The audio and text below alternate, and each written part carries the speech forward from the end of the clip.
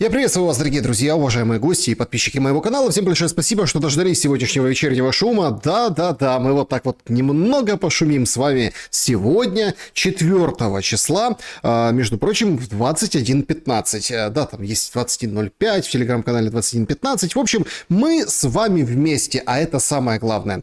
Все как всегда в нашем проекте. Мы с вами активно в комментариях обсуждаем то, что важно, то, что нужно обсудить. И, конечно, будут ответы на ваши вопросы или какие-то истории в рубрике «Колобок. Куда мы катимся?».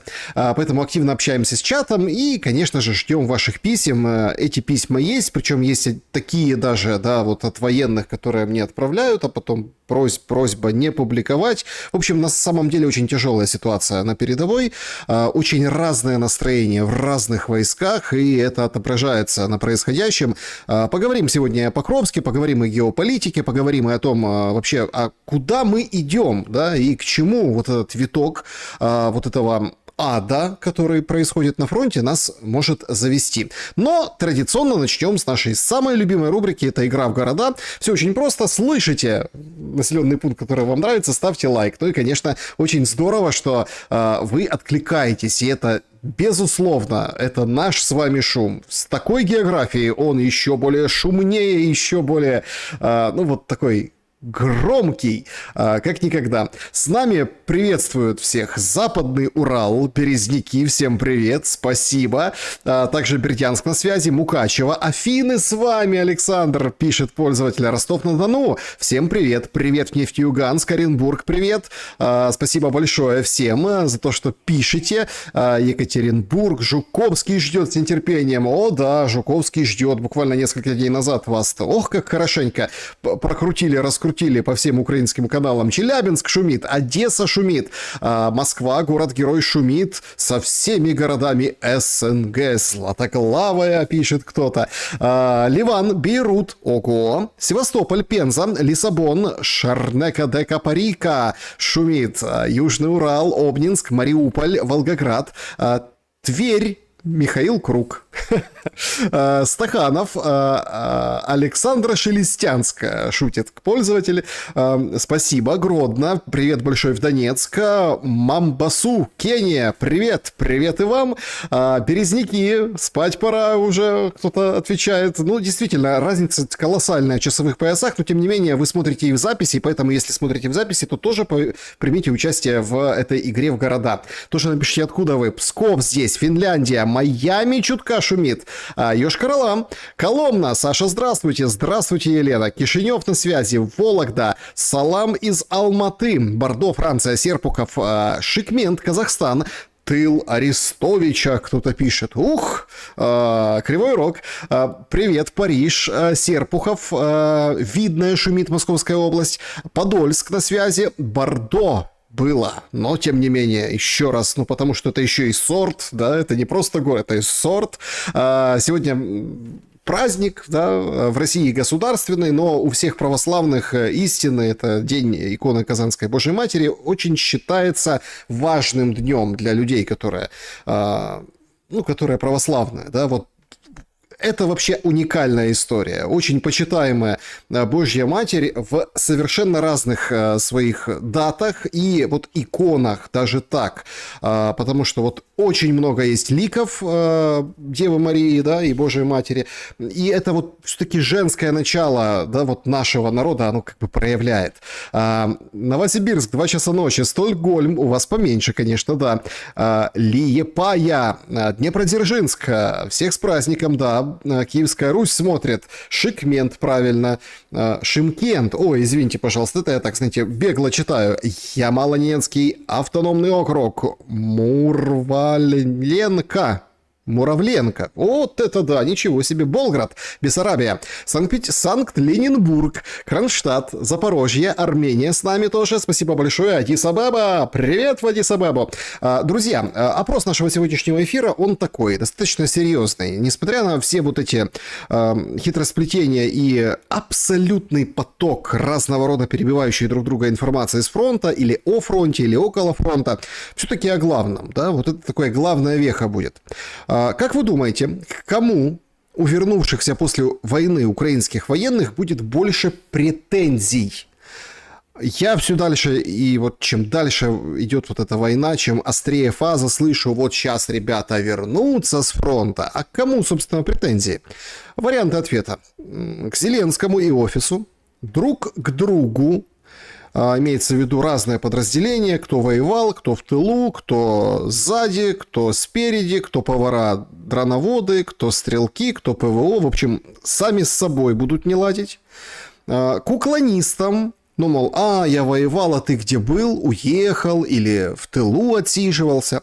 Или к Путину и России. Имеется в виду, что вот это вот все зерно, все там распри отбросят, и дух реваншизма продолжать, да, и протягивать. Поэтому голосуйте, в конце подведем обязательно итоги. Спасибо, что смотрите с Белгорода, из Минска.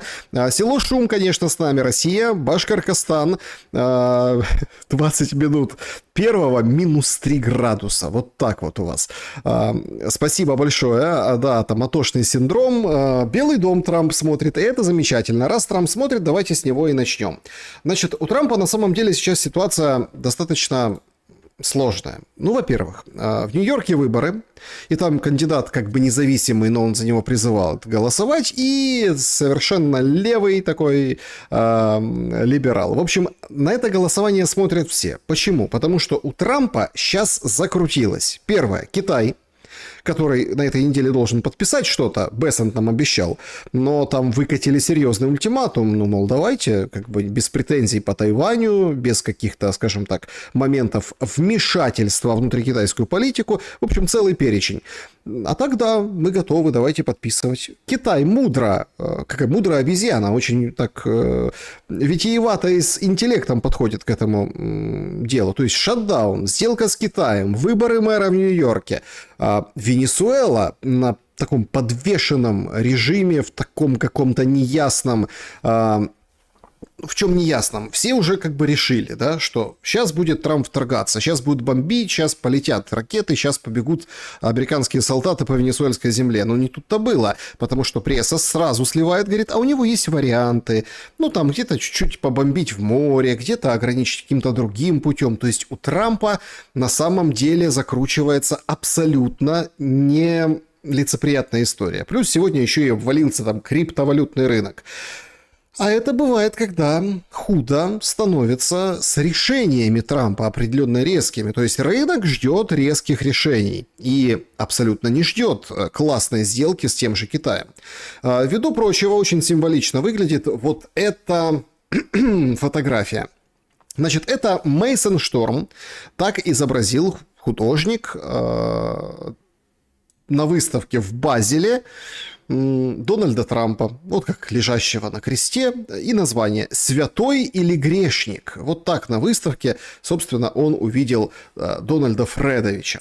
Сам же Дональд Фредович четко и лаконично отозвался недавно о лидерах, о Путине и Си Цзиньпине. Причем он после общения с Си Цзиньпином он включил абсолютно другую стилистику демократии и абсолютно другую стилистику дипломатических подходов. То есть, да, с ними играть не надо, они сильные і умные, говорить Трамп. Їм складніше мати справу з Володимиром Путіним чи Сі Цзіньпіном. Обидва жорсткі, обидва розумні, слухайте, вони обидва дуже сильні лідери. Це люди, з якими не можна жартувати. Це люди, до яких треба ставитися дуже серйозно. Вони не заходять і кажуть, о, який чудовий день, дивіться, як гарно світить сонце, як приємно. Це серйозні люди. Це люди, які є жорсткими, розумними лідерами.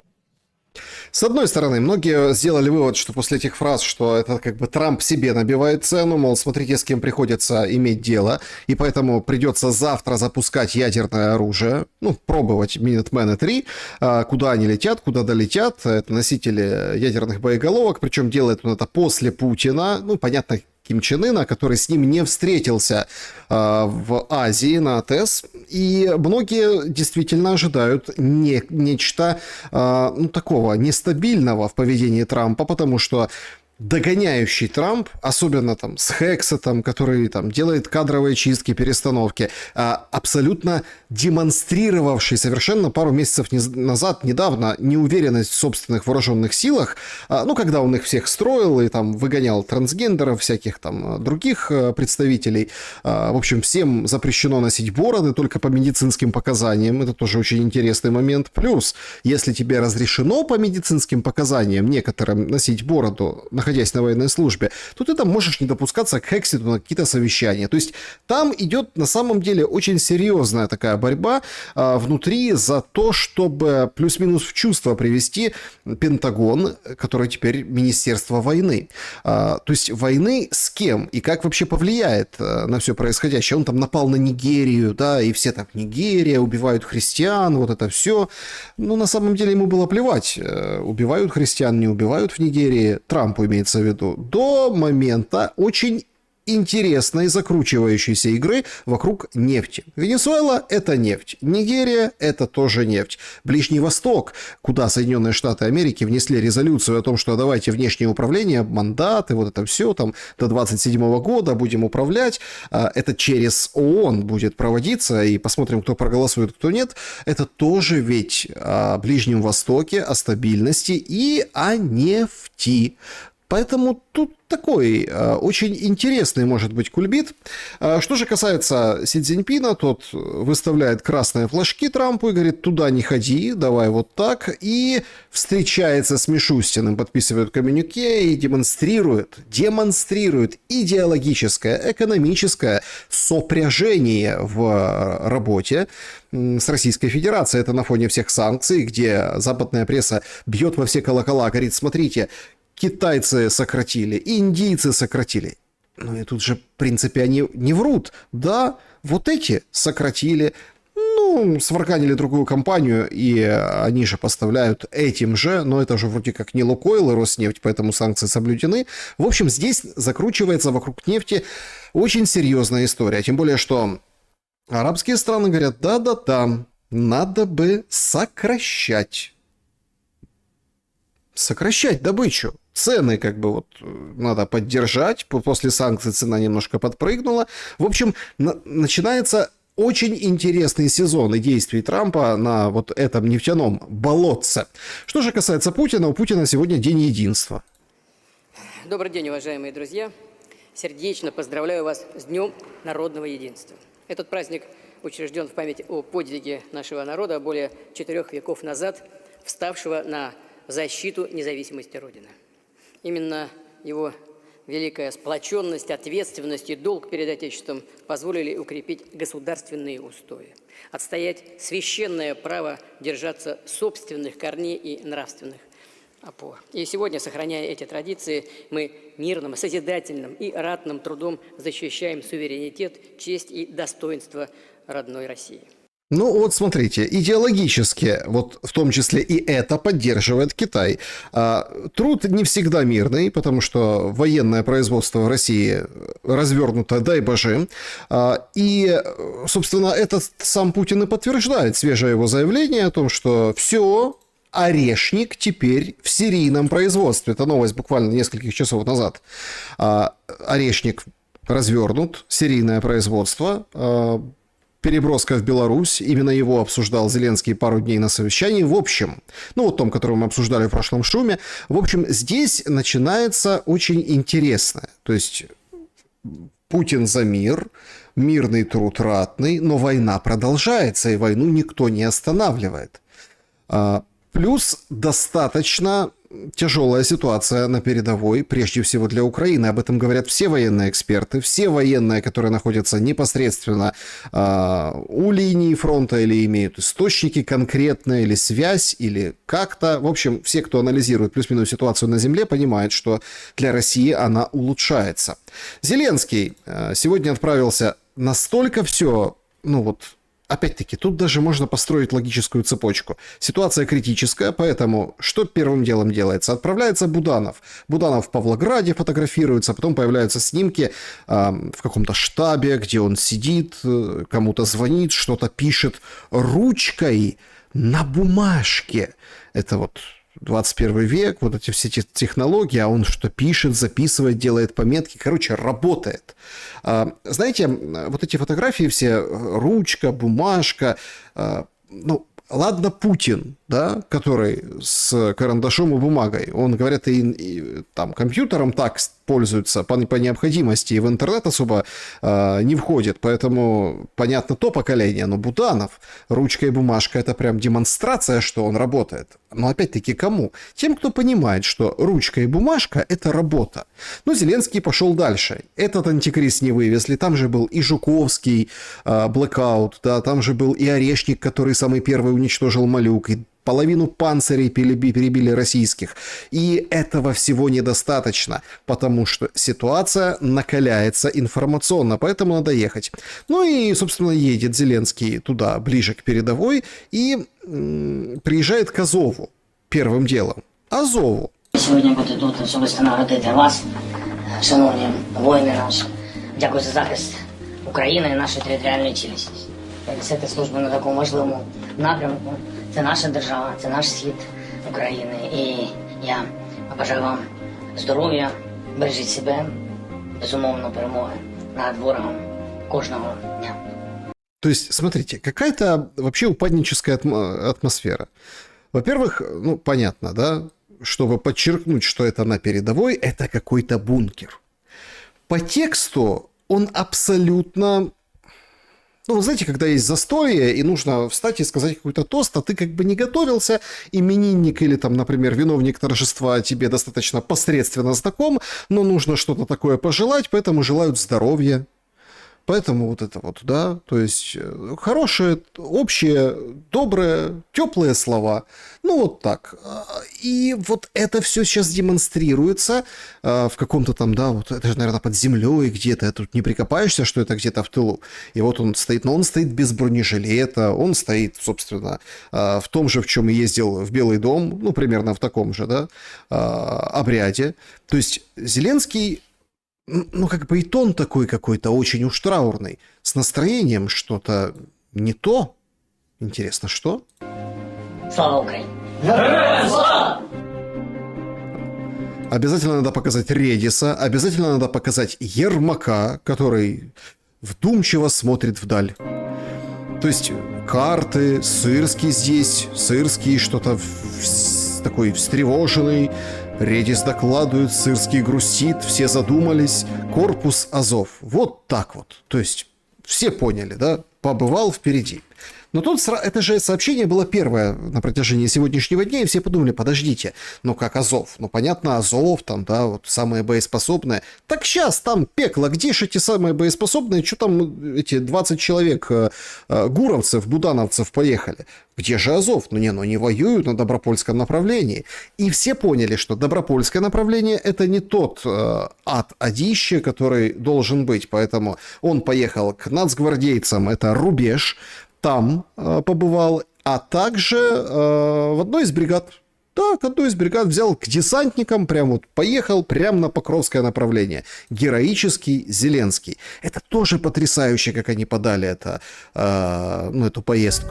Значит, все, 25-я бригада, все показывают, смотрят, лица примерно те же, ну, понятно, командующий направлением, там, командующий родом войск. На Сырском лица нет в последнее время, да, вот. Бажаю здоров'я, шановні воїни. Маю честь сьогодні бути тут. Подякувати вам за службу, за захист України. То есть то же самое, значит, честь быть сегодня здесь, спасибо за службу, он награждает. Смотрите, ситуация ужасная. За что он награждает? Нет, понятно, что эти там бойцы, наверное, они заслужили награды. Тут я не спорю, что они там воевали самоотверженно, но проводить награждение в такой ситуации, ну, может, позже надо бы, когда там спадет вот эта пелена ужаса. А так у нас, понимаете, не знаю, это как... Зеленский же он завсегдатай там корпоративов разных был в прошлой жизни своей шоу-бизнесовой. Это такое ощущение, что это как бы и похороны, и свадьба в один день, понимаете? Тут ты, ведущий, прибежал на свадьбу, а тут тебе как бы похороны скоро. То есть тут такой какой-то очень, очень неудобный момент с точки зрения медийности, поэтому вся картинка сыпется. Но это правда, вся картинка сыпется. Плюс Заметьте, сейчас, ну, вот если посмотреть на Зеленского, он награждает бойца, боец говорит «служу народу Украины», и тот вручает ему, ну, там, эту планшетку, да, и хлопает. Дякуємо вам за щоденну вашу працю, службу, за те, що захищаєте життя всієї держави. І передусім хотів би, користуючись цією можливістю, Видите, уже вырезает, собственно, ну, это тут нарезку делал, это 25-я бригада, там, с этого дня, с этого визита, да, вот конкретно этого места, вырезает его аплодисменты, потому что они каждый раз звучат, вот каждый раз звучат аплодисменты, как бы, ну, с одной стороны, понятно, что уважение к солдату, но с другой стороны, насколько это уместно в этой ситуации. А даже там вот на кончиках пальцах чувствуют вот эти монтажеры, которые делают нарезку Зеленскому, что это не очень уместно. вшанувати пам'ять всіх загиблих наших воїнів, завдяки яким Україна є, Україна жива, і Україна бореться. Вшанувати хвилиною мовчання. Головні убори зняти. То есть он только что аплодировал. Только что вручал и аплодировал. И сейчас минута молчания. Дякую. А вам бажаю міцного здоров'я. Бережіть Опять міцного здоров'я, опять бережіть себе. Слушайте, поехал на фронт, как бы, здоровья пожелать. На фронт, вот туда, где сейчас самый ад, где очень тяжело. Вот очень тяжело. Вы знаете, ну, то есть идентичность и типичность вот этих визитов, они наталкивают на мысли, что как бы немножко теряют контроль на Банковой. Они применяют такие старые заезженные... Это вот как, знаете, как Квартал гастролирует, он же как выходит и записывает телевизионную программу. Квартал, там, да, вот это вот, Квартал 95. А потом это как бы премьера. А потом идет тур, чес по всем городам, и они вот ту же самую программу пытаются сыграть. Вот это вот напоминает эту историю, насколько это сейчас актуально в момент острейшей фазы именно там на Покровском направлении. Вопрос, конечно, открытый. Ну и сегодняшнее вечернее обращение. Бажаю здоров'я, шановні українці, українки. Сьогоднішній день на Донеччині, на Дніпровщині, найголовніше на Покровському напрямку, і саме в тих корпусах, які роблять важливі речі, які знищують окупанти. Захищають Покровськ, захищають... Это что-то новое. Вот это, кстати, этого не было. То есть обычно так его никто не снимал. То есть вот так, ребята, это выглядит, как он записывает эти обращения. Ух, какой интересный ход. Мирноград, захищають Добропілля. Перший корпус Нацгвардії Азов, саме Добропільський напрямок, також були, зокрема, в 4-й бригаді оперативного призначення Національної гвардії України, в 7-му корпусі швидкого реагування ДШВ, у 25-й бригаді ДШВ. ДШВ – это десантно-штурмовые войска. Десантники. І в 414-й бригаді СБС «Птахи Мадяра». Були всі командири сил безпілотних систем, всі вони разом з іншими нашими силами забезпечують захист в районах Покровська. Я хочу подякувати кожному воїну, кожному підрозділу, які задіяні і тут, і на інших ділянках фронту. Я відзначив нагородами сьогодні найкращих воїнів, тих, хто проявив себе в боях, і вже традиційно спілкувалися з комбатами щодо нагальних потреб, найбільше про безпілотники. Це... То есть, смотрите, беспилотники. С беспилотниками сейчас вообще какая-то лютая история. Были кадры из Покровска, где их там на квадратный метр просто, на кубометр воздуха их кишит. Именно на Покровском направлении. Дійсно ключова зараз складова бойової роботи. Багато деталей, але головне, дронів має бути більше, всіх типів дронів і незалежності у виробництві дронів, і нашої власної незалежності та дійсно надійних партнерів України. Є пропозиції від підрозділів. Слушай, а хорошо все-таки, да, вот додумались. А то как-то все на одном плане как-то неинтересно. А сейчас прям интереснее стало. Ну, это, смотрите, 4-й год войны пошел, многокамерная съемка пошла. Это означает, это тоже признак того, что нужно включать максимально включать как бы творческий подход к рутинным действиям. Щодо контрактів, нових контрактів, які зараз розробляються, і це буде основа нашої професійної армії. Також були пропозиції щодо процедур в армії. Добре, що спрацювали прямі фінанси для бригад, і підрозділи можуть купувати необхідне і виробляти необхідне. Я дякую всім умільцям, як то кажуть, які працюють на нашу армію. Смотрите, тут два момента. Ну, это же как? Это обращение для народа. Никто ничего не должен понимать, все должны просто... Ну, вот как бы, смотрите, и дроны наши, тут дронов больше, контракты, контрактная армия. История лютая вообще. Лютая с точки зрения чего? С точки зрения того, что сейчас мужиков, которых ловят, пакуют и отправляют на фронт, они не имеют этой возможности подписать контракт на год, на 2, на 5, на 10, получить сразу какую-то сумму, там, ну, в зависимости от срока, да, и потом претендовать на, там, не знаю, там, 2 миллиона, 10 миллионов, ну, вот эти миллионы, которые там платят в ближайшие какие-то там годы, понимаете? То есть, смотрите, пошли по пути россиян, решили платить много человеку, который пошел воевать. Поздно. Плюс рассрочка. То есть ты должен эти 2, 5, 10, которые ты подписал контракт, ты должен выжить. А это сложно. И ты не факт, что ты там что-то вообще получишь. Ну, потому что там доказать и... Если там, не дай бог, погибнет человек, то есть эти там миллионы тоже в рассрочку. Все в рассрочку. Поощрение в рассрочку. Все в рассрочку. Но это как бы все равно приятные вещи, которые там мотивируют бойцов, потому что это нужно. Вот так нужно строить войну. Ну, не в рассрочку, ну, хотя бы за деньги. Но, а те, которых сейчас ловят, бьют по почкам, издеваются, толкают в бусы, которые сейчас служат, ведь он это говорит на передовой, мы с комбатами обсудили, мы там, это будет наша профессиональная армия. В принципе, логично, но очень запоздало, и все это понимають. Армія. Ми будемо спрощувати процедури, про які говорили сьогодні, щоб було значно легше працювати зі скидами, з вибухівкою. Я доручив збільшити фінансування корпусів на ключових напрямках. Обговорив це з командуванням. Є речі, які ще треба уніфікувати і у виробництві, також в процедурах, зокрема, між Збройними силами України та нашою Національною гвардією.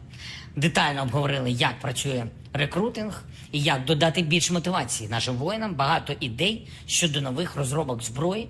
І зараз перший і головний пріоритет – дрони. Найбільше грошей йде на дрони, на компоненти. І це правильно. То есть по второму кругу дроны. Смотрите, нечего сказать. Дроны. Бусификацию он называет рекрутингом. То есть он пошел по второму кругу. Рекрутинг, дроны. То есть, но от него же на передовой ждут другого. Даже многокамерную съемку приволокли. Це і має бути. Втім, шукаємо всі шляхи, щоб збільшити нашу здатність досягати результатів. Задача ключова – збільшення екіпажів, збільшення постачань.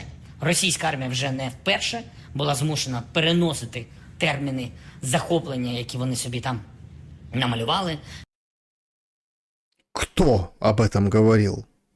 То есть здесь же тоже очень интересно, те, которые мои подписчики, те, которые в принципе следят за ситуацией, у всех, я знаю просто, как это делается, у всех куча телеграм-каналов, там одни каких-то там, если там на территории Украины в секретных папках каких-то, ну то есть надо сравнивать постоянно информацию.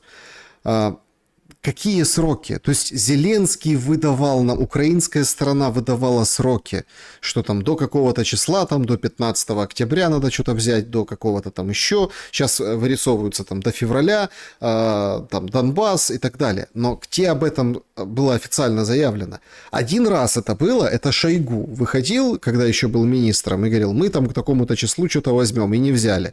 Но это вот один раз публично это все просачивалось. Щодо нашого Покровська, щодо нашого Добропілля, і кожна російська втрата саме на цих напрямках, на Донеччині, на межі з нашою Дніпровщиною, і також в Куп'янську, кожна російська втрата – це внесок у нашу здатність захистити державу, захистити наш народ, нашу незалежність. Символічно, що є сьогодні дійсно найкращий за 3 роки звіт Єврокомісії. Найкращий за 3 роки результат України. Це додає нам всім мотивації, всім українцям, коли Європа визнає нашу спільну роботу. Україна все робить, щоб отримати членство в ЄС. І у час війни, в час складних боїв, наша держава рухається вперед, тільки вперед, в перемогу. Ну, в общем, все только вперед, все там, все героично. А по поводу, я даже не хочу это разбирать в сегодняшнем шуме, по поводу там Кая Каллас выходила, заявляла, есть отчет Еврокомиссии, какие мы все-таки вот украинцы, несмотря... Там вообще так интересно было, даже было сообщение. Телемарафон, ну, что является прямым запретом свободы слова, после военного положения отменят. Да. И поэтому все хорошо со свободой слова в Украине. И с другими параметрами. Единственное, на что нужно обратить внимание, на верховенство права и на коррупцию. Представляете? Ну, это вот эти набушные Майданы, туда вписали, все. Ну, и Кая Каллас говорит, мы должны к 30 году расшириться. Ну, тоже там все не просто так. Кая Каллас говорит, что это не от хорошей жизни, потому что мы иначе, как европейская структура, отстаем. Поэтому надо кого-нибудь в нас впихнуть, чтобы всем показать, что мы динамично развивающийся Европейский Союз. Угу. Но тут тоже еще такой подтекст. Надо как-то впихнуть, чтобы еще, возможно, обсуждается это в Европе, был испытательный срок. Ну, то есть испытательный срок. Мы тебя принимаем, ура, фанфары, праздник, но годика 2 давай. А если вдруг отступишь от демократических ценностей, не того изберешь кого-то во власть, ну, там, как в Румынии чуть не произошло, да? Ну, все, до свидания, выгоним тебя из Европейского Союза. Об этом сейчас говорят. Вообще, когда вот это вот, вот этот вот момент зазомбирования, да, мне очень, кстати, вот все-таки мудрые персы, народ мудрый. В Иране появилась вот эта вот замечательная плакат, да, вот эта вывеска, значит, жертвы США. Причем там Каддафи, Хусейн, да, то есть там такие интересные как бы персонажи.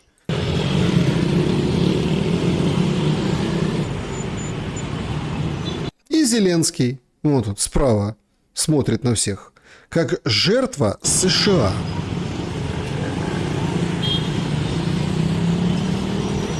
Ну и там понятно, там США, слуги сатаны, вот это все, ну то есть понятно, да, вот такая риторика.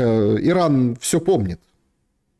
Персы вообще все помнят. Но как точно они указали, я даже не хочу обсуждать там ряд, среди которых в этой короне свободы слова обезумевшим выражением лица они изобразили, да, но то, что это жертвы США. Дело в том, что повелся Зеленский, пошел на поводу, а потом участь как бы финально печальная. Но что это вот все говорят, шелест, критикуешь Зеленского, критикуешь. Есть люди, которые до сих пор в нем души не чают. Это, например, Тимофей Милованов. Я вважаю Зеленського історичною, позитивною, суперпозитивною історичною постаттю. Значит, не историчную, типа из слова истерика, а исторической, от слова история. Історичною фігурою вважає Зеленського Милованов. Я вважаю, що якщо б не Зеленський, зараз би України не було. Я вважаю... Поясніть. Ну, тобто, що в перші дні війни інша людина пішла і здалася, чи в чому? Да, на перемовини пішла, але не тільки це. Те, що він не спить 4-й рік і не дає світу забути про нас, і не здається, не give up, да? Я багато людей, ви бачите, уряд довелось поміняти. Я не хочу сильно в політику заходити, да? Але люди стомлюються, всі стомлюються. Він тримається. Все устают, но не Зеленский. А за счет чего держится Зеленский? И вообще, что это за истерические ходы с раздачами денег? Вовина 1002 подоспела. Малоимущим выделят по 6 тысяч гривен. Уже там есть список, кто может претендовать. Ну, там родители, люди с инвалидностью, малообеспеченные. Вот всем помогут этой зимой. Зимой Свириденко согреет. Она уже успела выйти и сказать, ребята, эти все выплаты на поддержку украинцев, это не популизм, это наша работа. Это моя работа. Знаете, вот как все на самом деле строится по принципу вот этого Голливуда, когда выходит супергерой такой, говорит, это, ах, спасибо, там, ты ранен, у тебя кровь, ах, это царапина. Или, например, это всего лишь моя работа. И вот такие заявления мы слышим от украинской власти. деньги. Значит, он в обращении увеличил финансирование на то, на это, на пятое, десятое. Откуда же деньги? Нормально, деньги. Деньги – это вообще мусор, это пыль. Такое ощущение, что попал в какой-то кружок инфо-цыган, где учат, как быть успешным. Успеть, успех от слова «успеть», там, деньги работают на тебя. Вот это вот в этом всем сейчас Свириденко говорит, мы не популизмом занимаемся, мы заботимся. Тут, правда, нардеп Микиша выполз и говорит, що это 1000 Вовина – это для рейтинга. Але вибачте, чому це давати всім повсюдно? Не адресно кому, хто дійсно ці проблеми має, або певним категоріям, там, ВПО, СЖО, складні життєві обставини. Окей, родинам військовослужбовців, да? Ну, от якісь певні категорії, які хоча б логіка є. Можливо, там не завжди економічна, але соціальна хоча б складова. Тут яка соціальна складова? Давайте всім роздамо, всім засіємо. А відповідь для мене очевидна була. І вона якраз про те, що ви правильно також згадали. Про минулий період. Це вже було, як казав класик. І от в цьому ж це було очевидно, що насправді добивалися. Ну, сейчас нам нардеп Микиша расскажет, да? Смотрите, это же было уже. Уже ж раздавались эти деньги. Ну, так давай, эмпирическим опытом. Так складається, що під час таких віялових роздач, цієї гречки, гречка 3.0 вже, я не знаю, кожного року якась нова її форма, завжди буде 10% людей, які будуть це підтримувати.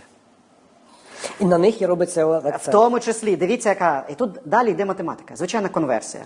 Підтримаєш 1 мільйон, 100 тисяч з них буде тебе підтримувати. Підтримаєш 10 мільйонів, вже мільйон тебе підтримує. І коли казали, що в минулому році, коли це роздавало, воно ніяк не допомогло, тю-тю-тю. Кажуть, що рейтинг це президенту не підняло, і політичні партії. А підняло тільки після того, що сталося в овальному кабінеті, в Білому домі в лютому. Але ви не зовсім коректно дивитесь на це. Питання не в піднятті рейтингу, питання в його утриманні. Хоча б на тому місці, на якому не є, щоб він не падав. Бо це абсолютно, в принципі, логічно, що поки влада існує, в нього кожного дня падає рейтинг. Це такий, скажімо, біологічний процес політичний. Да, природній абсолютно процес. І хоча б затримати його на одному місці, це вже величезні треба зробити кроки. І ось вони були зроблені. Якою ціною? І останнє. Звідки кошти брались в минулому році до Нового року? Після Нового року, ще майже до квітня брались кошти. З резервного фонду. Да. Ну и, собственно, все прекрасно понимают, что это все деньги европейских партнеров. В общем, политтехнологично понятно. Ну, достаточно грамотно. В чем смысл? В том, что он должен поддержать свой рейтинг.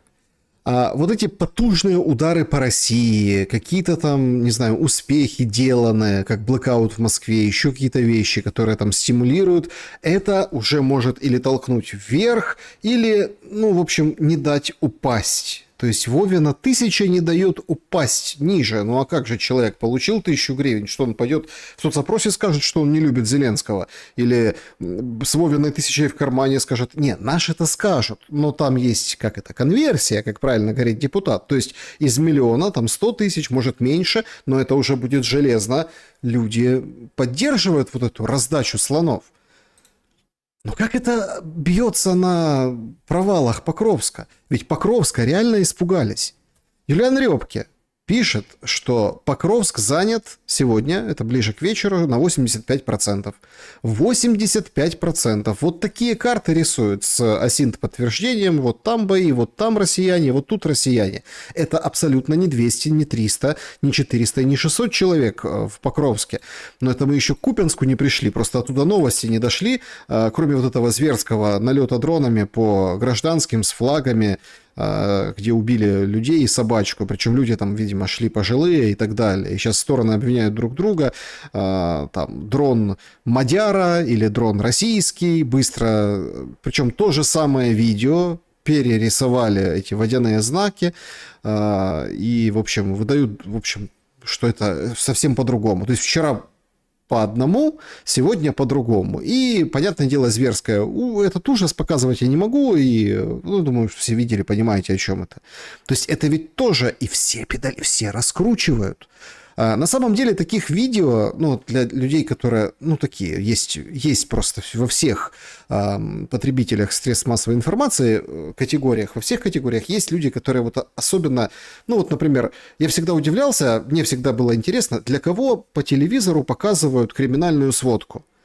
А ее достаточно хорошо смотрят, потому что, опять-таки, конверсия, как с Вовиной 1000. Вроде как показывают на миллионную аудиторию, но там, условно, 100 тысяч смотрят. Есть люди, которым это нравится. И видео очень много таких, и очень много случаев.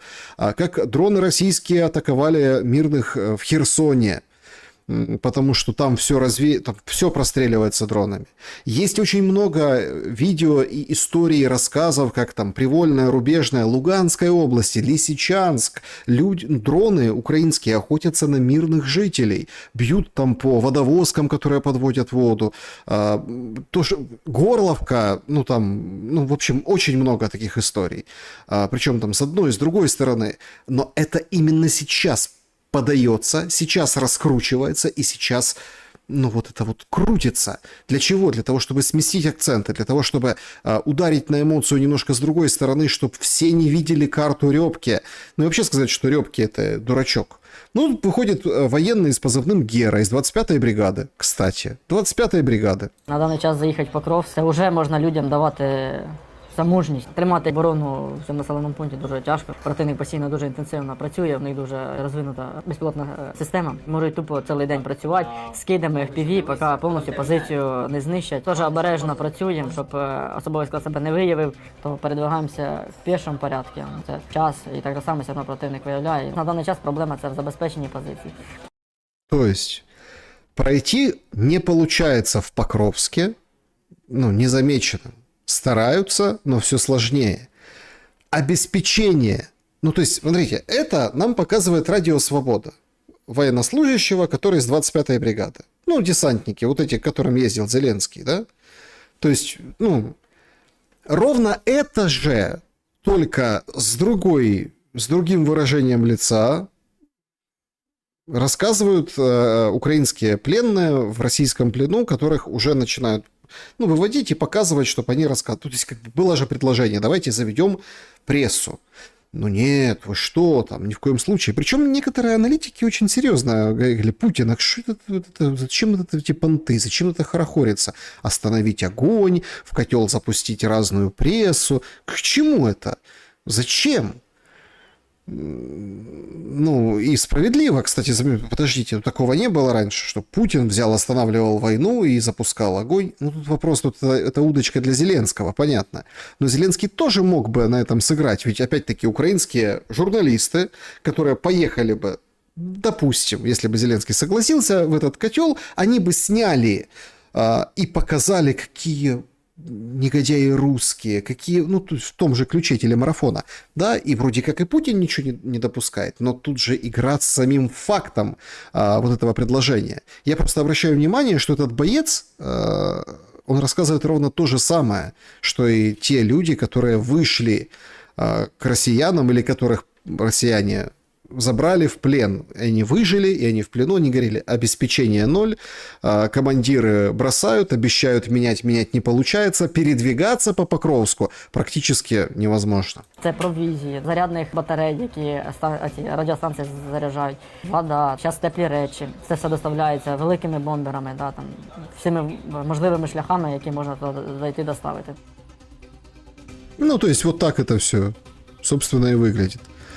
Вообще вот эти кадры, да, тут, понятно, 1 число, операция вытеснения, в общем, 31-го сообщил Зеленский, в общем, статистика, да, о том, что там Deep State, ссылки на Deep State, сейчас вообще все хорошо, демонстрируют, что все хорошо с Покровском, и я тоже думал, показывать сегодня, не показывать. Наверное, нет. Потому что сегодня СБУ говорит, смотрите, Альфа уничтожила сколько-то там складов, людей, 1500 только на Покровском направлении, и все подтверждено видео. Короче, сейчас начинается массированный вброс видео. Верифицировать их практически невозможно. Практически. Потому что даты перебиваются, вот эти все коды или там... ватермарки, они тоже перебиваются, но это должно создать, что смотрите, какая идет война. Потому что засушив информацию с передовой, с украинской стороны, люди действительно начинают задавать вопросы: подождите, а как вы там воевали? Что сейчас опять надо бежать, уходить, гасить пожары, на черных ястребах забрасывать ГУР? То есть многие задаются вопросами: а в чем вообще, в чем дело? То есть это прям какой-то ад. Причем никто же не забывает из граждан, на которых рассчитана эта вся пропаганда, о том, что из себя представляет вообще война. И по обеспечению, и по другим компонентам. Причем не только в Покровске, а и на других направлениях, где тоже, простите, воюют. Представляете, воюют. Вот, например, Волчанск. Красний командування, хто топить і шутить своїх хлопців. Ось вам, бачите? По коліна води, все гниє, броні немає, зв'язку немає. Розповсюдьте це відео. Вовчанський напрямок поруч із Вільчею. Волчанское направление, возле там, Вильча, да, Волчья речка. Но тут же тоже возникает момент, когда украинская сторона подрывала Белгородскую дамбу. Подрывала. Нам все говорили о том, что затопило россиян. Показывали, как у них там техника вязнет. Все же помнят, это совсем недавно было. Сейчас просто вся война в Покровске сосредоточена. Так, медийно подсветили. Но там же тоже бои, и не шуточные, продвижение достаточно серьезное. И даже на картах не рисуют. Хотя там элеватор занимали рядом с Волчанском. Там тоже своеобразное. Но когда подрывали эту дамбу, они серьезно думали, что вот вода выйдет из берегов, затопит русских, а дальше не пойдет. И никак это не отразится на грунтовых водах. Тут как бы боец жалуется, или командир жалуется на окопы. Что вода там, связь, вот это все затопило. Подождите. Рылись окопы, когда дамба стояла. Такое ощущение складывается, что все как-то все такие умные, но никто не может... это как, знаете, все как бы в шашки умеют играть, а в шахматы уже сложновато, да, чтобы понимать, как ты будешь начинать партию, хотя бы примерно начинать, как будет там, где там основной театр у тебя будет, куда ты будешь делать комбинации, какие атаки. Все делается с наскока. Ударили, получили с наскока. Как ни крути. Но то, что начинают появляться кадры с других направлений, победные, это, конечно, нечто. ГУР понимает, что тема с черными ястребами как-то не взлетает, тем более, что россияне уже показали видео. Опять-таки, это же опытные, любые пользователи интернета и телеграм-каналов, они уже понимают, что ага, понятно, там где-то манипуляция, где-то ИПСО, но те, которые высадились с этого черного ястреба, там погибли. Это есть объективно. Или это все искусственный интеллект делает? Видимо, он. То есть тут уж не отвертишься. Но поэтому нужно выдавать победы. Может быть, с других участков, но победы. Выдали, смотрите. Музыка какая. Все так потужно, все дерзко. Украинский флаг, российский сброшен. Это большие кучугуры. Это территория там возле, дно, возле Каховского водохранилища. Это братство. Этот Корчинский, который говорит: если ты воюешь, ты украинец, если не воюешь, не украинец. Братство, ГУР, смотрите, отбили, взяли большие кучугуры, он там кого-то за ноги потащили. Это я понимаю, это работа. Подняли над какими-то развалинами украинский флаг, российского там нет, дронами все зафиксировали, оно там дно этого Каховского водохранилища, то есть ландшафт уже поменялся, все видят, да, какой, и так, братство, победа, все, супер, сделано дело. Читаю сообщение. Уничтожили 2 российских солдата. 2! На этот сарай, а вы с дрона видели только что картинку, нет ничего вокруг. Сидело 2 дежурила. Да? Ротации, не 2. До них там километры какие-то, они пробрались, уничтожили, победа, сняли классное видео с дрона и всем запустили. И это я просто, смотрите, И это вот в момент лютой катастрофы под Покровском, которая может аукнуться дальше, и аукнется 100% дальше. Там с Константиновкой уже беда будет. И все это двинется туда, в сторону, туда Дружковки, туда вот, в общем, на Славянск-Краматорск. Причем там и с другой стороны уже поджимают, да, со стороны Лимана. То есть, ну, нам надо показать очень много вот этих маленьких видео, чтобы люди вот видели. То есть опять идет копирование, есть прям целые там паблики российские, которые они специализируются на видео с дронов. И там действительно смотришь, думаешь, елки-палки, каждый день вот это вот уничтожают украинцев. Да? А тут теперь перенимают эту моду, и сейчас надо насытить информационное пространство видео вот такого порядка. То есть это братство, оно же там не осталось. Оно же не освободило этот сарай. Они просто провели флаг, вывесили и уехали. Ну, понятно, там будет пересменка, придут другие. Может, уже не 2, может, уже 4. То есть, вот так вот идет война. Но, как бы, победная карта уже запечатлена. И вот таким вот макаром с поля боя все пытаются заглянуть вот туда, в переговорную рамку. Я был обескуражен. Даже Янина Соколова сломалась. Говорит, переговоры будут до конца года. Від Росії, я думаю, що ми побачимо з вами якусь історію переговорів вже найближчим часом. Вона точно буде до грудня, тобто якийсь буде ще наступний степ, наступний крок переговорів. Так нравятся какие-нибудь слова, типа степ. Наступный степ. Степ по-украински – это степь. Степь. Вокруг сарая вот этого. Вот это степь. Да? Донецкая есть степь, куда вышел парень молодой в песне. Степ. Ceasefire. Что там еще? Boots on the ground.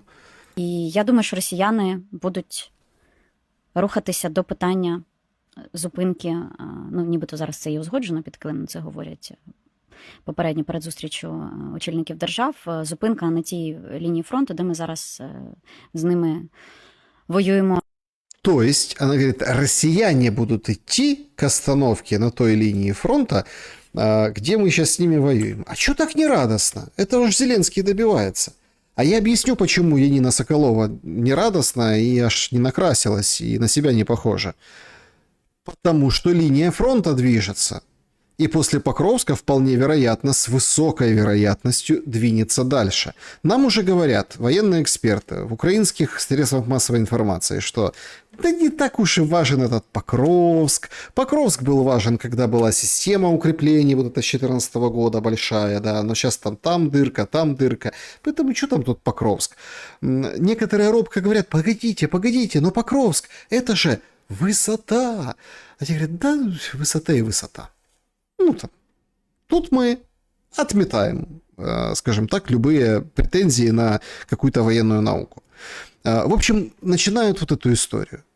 И вот поэтому не весело Янине Соколовой. Да, именно поэтому, потому что по линии боевого соприкосновения непонятно, куда они дойдут, условно, там через месяц, потому что темпы продвижения точно увеличатся. Нам Зеленский говорит, 170 тысяч там стоит. 170 тысяч, они же что, они будут стоять на месте? Нет, они пойдут дальше. Ну, то есть, вперед имеется в виду. Ну, а по поводу переговоров, конечно, поразил маэстро Панасенков. Вот если бы Арестович был во главе Украины, то я думаю, что мы бы могли с ним договориться решить конфликт за примерно, полминуты. То есть если бы... Вообще, конечно, это прекрасно. То есть, смотрите, Панасенков, тенор, историк, медиаперсонаж, то есть, достаточно известный, говорит, если бы я был от России, а Арестович от Украины, полминуты. За полминуты мы бы закончили конфликт, а еще бы минут 7-8 мы бы обсуждали какие-то, массу подробностей. Действительно глобальная ситуация, интересная, важная, и, так сказать, много аспектов, регионы, население, все. Я думаю, что целых 7-8 минут мы бы это дело серьезно обсуждали. То есть, видите как? Нет, смотрите, можно посмеяться, но Панасенков прав. От этого и ужас на глазах у Янины Соколовой переговоры можно закончить, ну, правда, то есть, если есть заинтересованность, ну, условно, Арестович заинтересован в переговорах, в исходе мирном.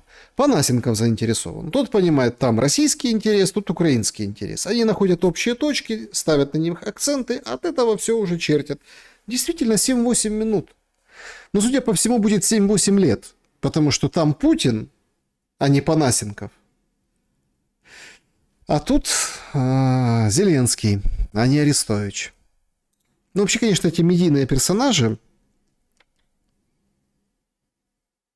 они, конечно, ну, в общем, переходят всякие грани здравого смысла. Я сейчас не об Арестовиче и Панасенкове, я сейчас, ну вот, например, о Гончаренко.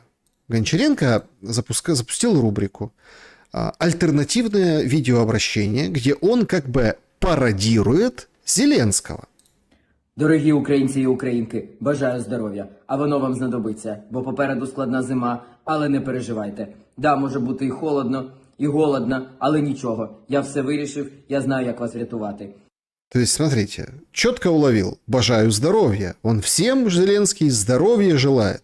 Я помню, как в КВН, ну это не его команда, это, по-моему, московская команда была, легендарный какой-то вот этот номер, как было, помню, популярно в 90-х, в нулевых, формат видеообращений. То есть можно было, передача была специальная, ты писал письмо и поздравлял, и такая сидит ведущая, и поздравляет с днем рождения юбиляра там или кого там, да, там. Вот это все. И в КВН был номер, когда выходит такая тоже сценка, пацаны из юго-запада передают там другим пацанам всего хорошего, да, и желают крепкого здоровья, потому что оно им ой как понадобится.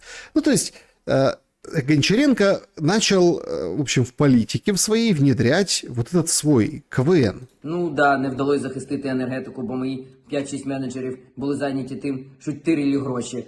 Безсовісні, я тут ні до чого. Але я все придумав все одно, як вас рятувати. Уявіть, ви живете в Чернігові, або в Сумах, в Шостці, чи ще десь. Вас нема ні світла, ні води, ні помитись, ні постиратися. Здається, тупік. Але ні. Я, Зеленський, придумав, що вам робити. 3000 кілометрів від Укрзалізниці. Сіли на потяг, поїхали до Одеси. В Одесі тепліше, є Чорне море. Помились, постирались. Що ще треба? Поїхали, якщо треба, в гори, там сніг є, натерлися, оздоровилися. Далі знову сіли на потяг, поїхали додому. Геніально? Геніально. В мене ще багато геніальних ідей. 3000 сонячних днів. Це я ще хочу бути 10 років президентом, а коли я президент, з вами ваше сонечко Володимир Зеленський, то кожен день сонячний. Да, ну, в общем, в таком духе. В общем, Гончаренко начал записывать эти обращения. Ну, там, на злобу дня, там, тонко подмечая какие-то нюансы. Но это осталось незамеченным, потому что за Зеленским же стоит его братва квартальная. Братва квартальная. И они сценку вычудили про Гончаренко. Представляете? Квартал и сценка про Гончаренко. Знаете, как называется? Собака гавкает, а Гончаренко птица с гребешком. Вот. То есть, ну смотрите, они предлагают полное видео и запускают, ну и в таком духе. То есть все прекрасно понимают, что есть четкий заказ, да, на именно эту птицу. Есть четкий заказ именно на Зеленского, ну, на Гончаренко, потому что Гончаренко вот по поводу Зеленского, да, тоже включает этот юмор. То есть идет такая война. Такая война с юморком. Но это было бы еще очень весело и интересно обсуждать, и можно было бы этому серьезно пошуметь в комментариях, если бы не суть, если бы не острота. То есть у Гончаренко основной посыл, вот если просто сравнивать две вот этих юморески, хотя ни одна, ни другая лично мне, ну, она не то, что не заходит, она отвратительна.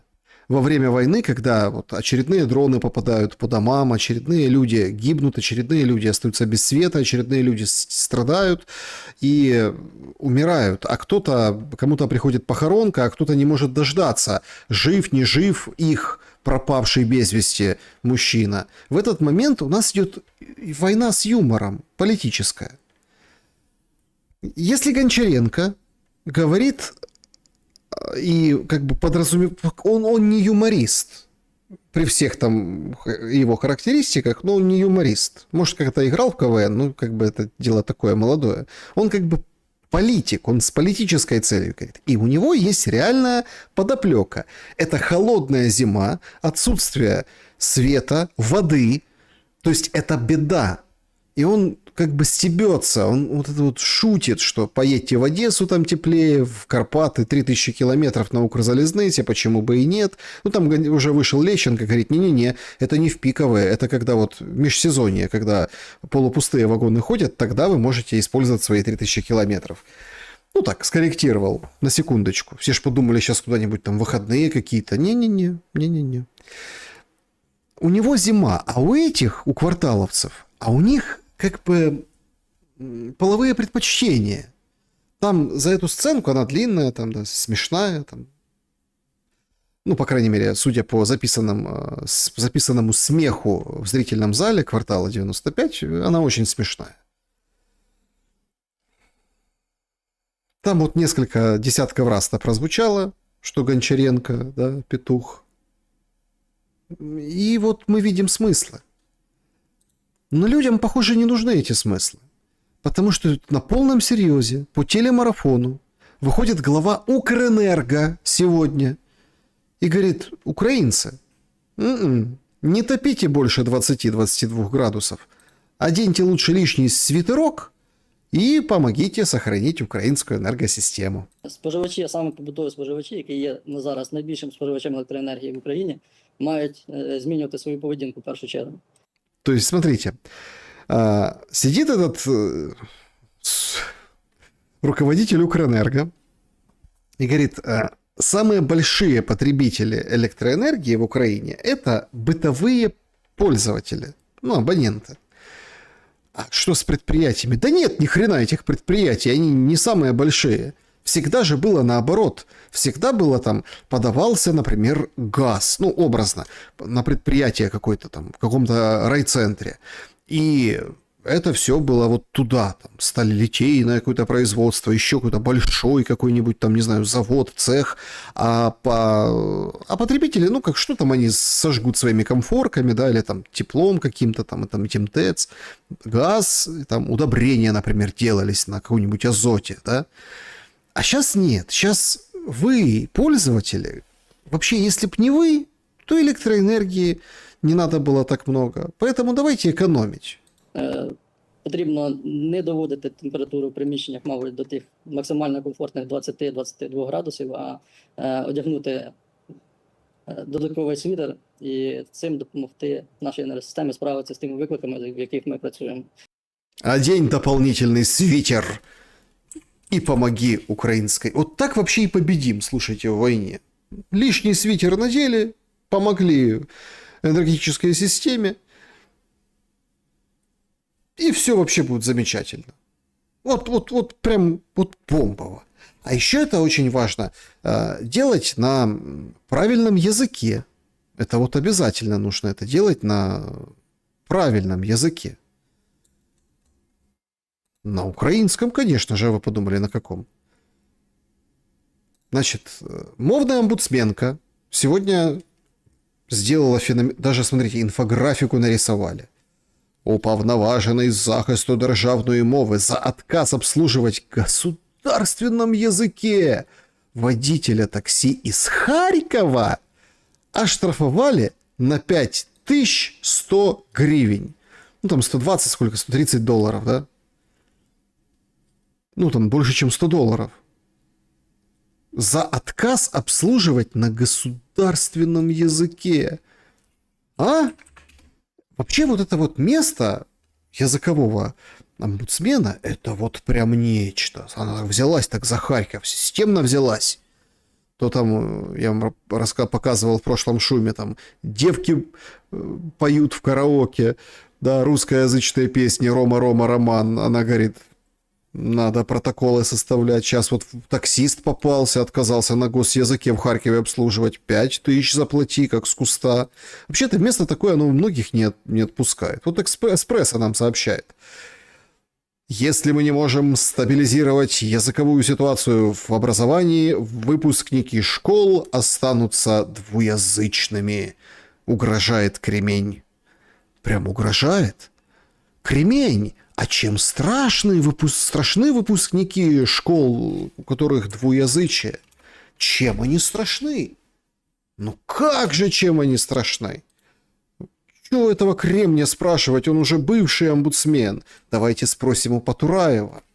Тот, кто считает, что русский язык у нас требуются, ну, какие-то ему меры защиты, каких-то особенных прав, считают, они, вот эти люди, которые требуют что-то для русского языка, они желают Украине поражения, потому что в результате такой политики Украина просто перестанет быть Украиной. Я считаю, Патураев рассказывает, что вопросы языка в этой войне есть принципиальными, потому что мы воюем за культуру, за язык, за идентичность. Наш язык – это именно то, что россияне пришли сюда уничтожать, рассказал нам всем Микита Патураев. То есть они пришли язык уничтожать, украинский. А мы за культуру, за вот это все, вот мы воюем. Вот как-то так. Ну, то есть за Харьков взялась мовный омбудсмен. Ну, там местная власть себе не позволяет, да? За конкретно, за Одессу взялись вообще со всех сторон. Да, и назначенные городские власти, и областные тоже. Скандал несколько дней назад. Одесский, достаточно известный клуб «Палладиум» тусил, в общем, под русскоязычные песни. Вот. И, в общем, поют все дружно, смотрите, молодежь танцует, все супер. Всем хорошо. Гляньте как. Отрываются, отдыхают, война. Русскоязычную музыку вычислили, и прям в этот же день, прям сразу пришли с облавой. Ментов кто-то вызвал. И они тут как тут. Смотрите, сколько пришли, осматривают. Где русский дух? Где Русью пахнет? Представляете? Пришли. Вот мне интересно, вот чего они хотели добиться? То есть, да, вот кто на русском здесь говорит, да? Пришли, разгонять клуб. Ну и потом там Кипер выписал всем леща, говорит, что нельзя, у нас мы под российскими ракетами, а тут русский язык. Но это было вот несколько дней назад, вот на днях. А сегодня все, остаточно прощавай. Кипер сегодня подписал общий с военным командованием приказ, которым запрещена работа отельно-ресторанного комплекса «Палладиум» на период проверки по поводу того, что воспроизводили в нем русскоязычный контент. Всем, в общем, всем учреждениям, всем ресторанам, кафе, всем надо, в общем, руководствоваться законодательством, департаментом, главам громад и всем. В общем, контроль. Одесса – украинский город, и здесь должна звучать Украина, подытожил Кипер. Но я, если честно, обалдел от вот этой формулировки. Значит, он общий с военным командованием подписал, решение подписал. А без военного командования не получается. Да в том-то и дело, что не получается. Я вспоминаю вот эти все опросы. Сейчас, кстати, меньше таких опросов. Знаете, та институция, которой вы доверяете в Украине. Большинство всегда было в ВСУ. У ВСУ было большинство. Всегда. И они вот этим сейчас нахально кредитом доверия пользуются. То есть Кипер не может выйти и сказать: я подписал, я молодец, я герой. Потому что одесситы глянули, вот эти люди, которые отлично отрывались, кайфовали. Там молодежь, они наслаждаются жизнью, потому что у них другого времени молодости не будет. И они плюнули в этого Кипера, и все. А так он нет, он подкрепился военным командованием. Это же с Сырским они сидели. Это он говорит, Кипер такой: Сырский, как там дела? Да подожди, Кипер, у меня тут вот Покровск, там Зеленский ездит, надо с ним тоже. Не-не, давай, я на 5 минуточек, давай со мной совместно подпишем указ, чтобы Палладиум закрыть. Где? В Одессе. То есть вот как они это делают. Это военное командование, представляете? Закрыло ночной клуб, дискотеку. За что тогда воюют вот эти там другие пацаны? За то, что закрывали дискотеку? Ну, хоть у кого-то победа. Такая достаточно внушительная. Это бывший муж Снежаны Егоровой, Антін Мухарский.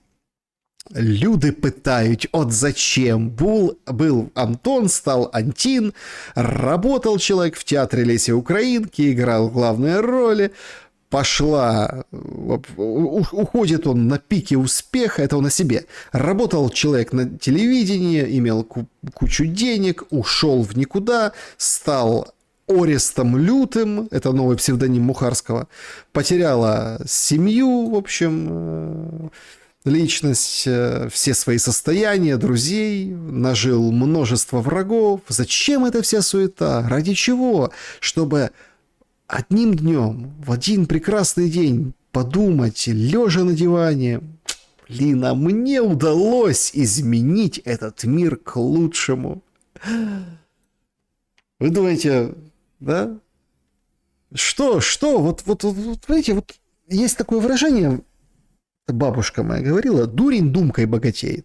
Дурень думкой богатеет. И вот ты сидишь, смотрите, какая классная прелюдия. Я на телевидении там стал, изменил мир. Я изменил мир к лучшему. Все потерял, все профукал, там, жену, детей, в общем, деньги, уважение. Все, стал Орест Лютый. Так, чего добился? Вот чего. Если Монатик, Полякова, Дорофеева, Лобода, Каменских и Могилевская перевели свои песни на украинский язык, жизнь прожита не зря. Нежная и жесткая украинизация сработала. Теперь можно и за диско взяться. Давно об этом мечтал. Нужно успеть, потому что может быть всякое. То есть вы понимаете, какой у него украинизм головного мозга? Как с ними вообще можно? Вот он, ему все равно на деньги, богатство, телевидение, работу, театры, роли, кино, все. Могилевская, Каменских перевели песни. Сейчас мы диско будем украинизировать. А вот что люди простые снимают у себя. У себя в своих маленьких городах. Простые люди, у которых не было этих денег, этих всех. Обычная кассирша в супермаркете рассказала свою историю. В общем, работаю кассиром в супермаркете. Обслуговывание на украинской мове. Подходит ко мне мужчина и говорит: а можно, пожалуйста, на русском языке? Я не знаю, можно так или нельзя. Вот. Ну, думаю, можно, чему бы и нет.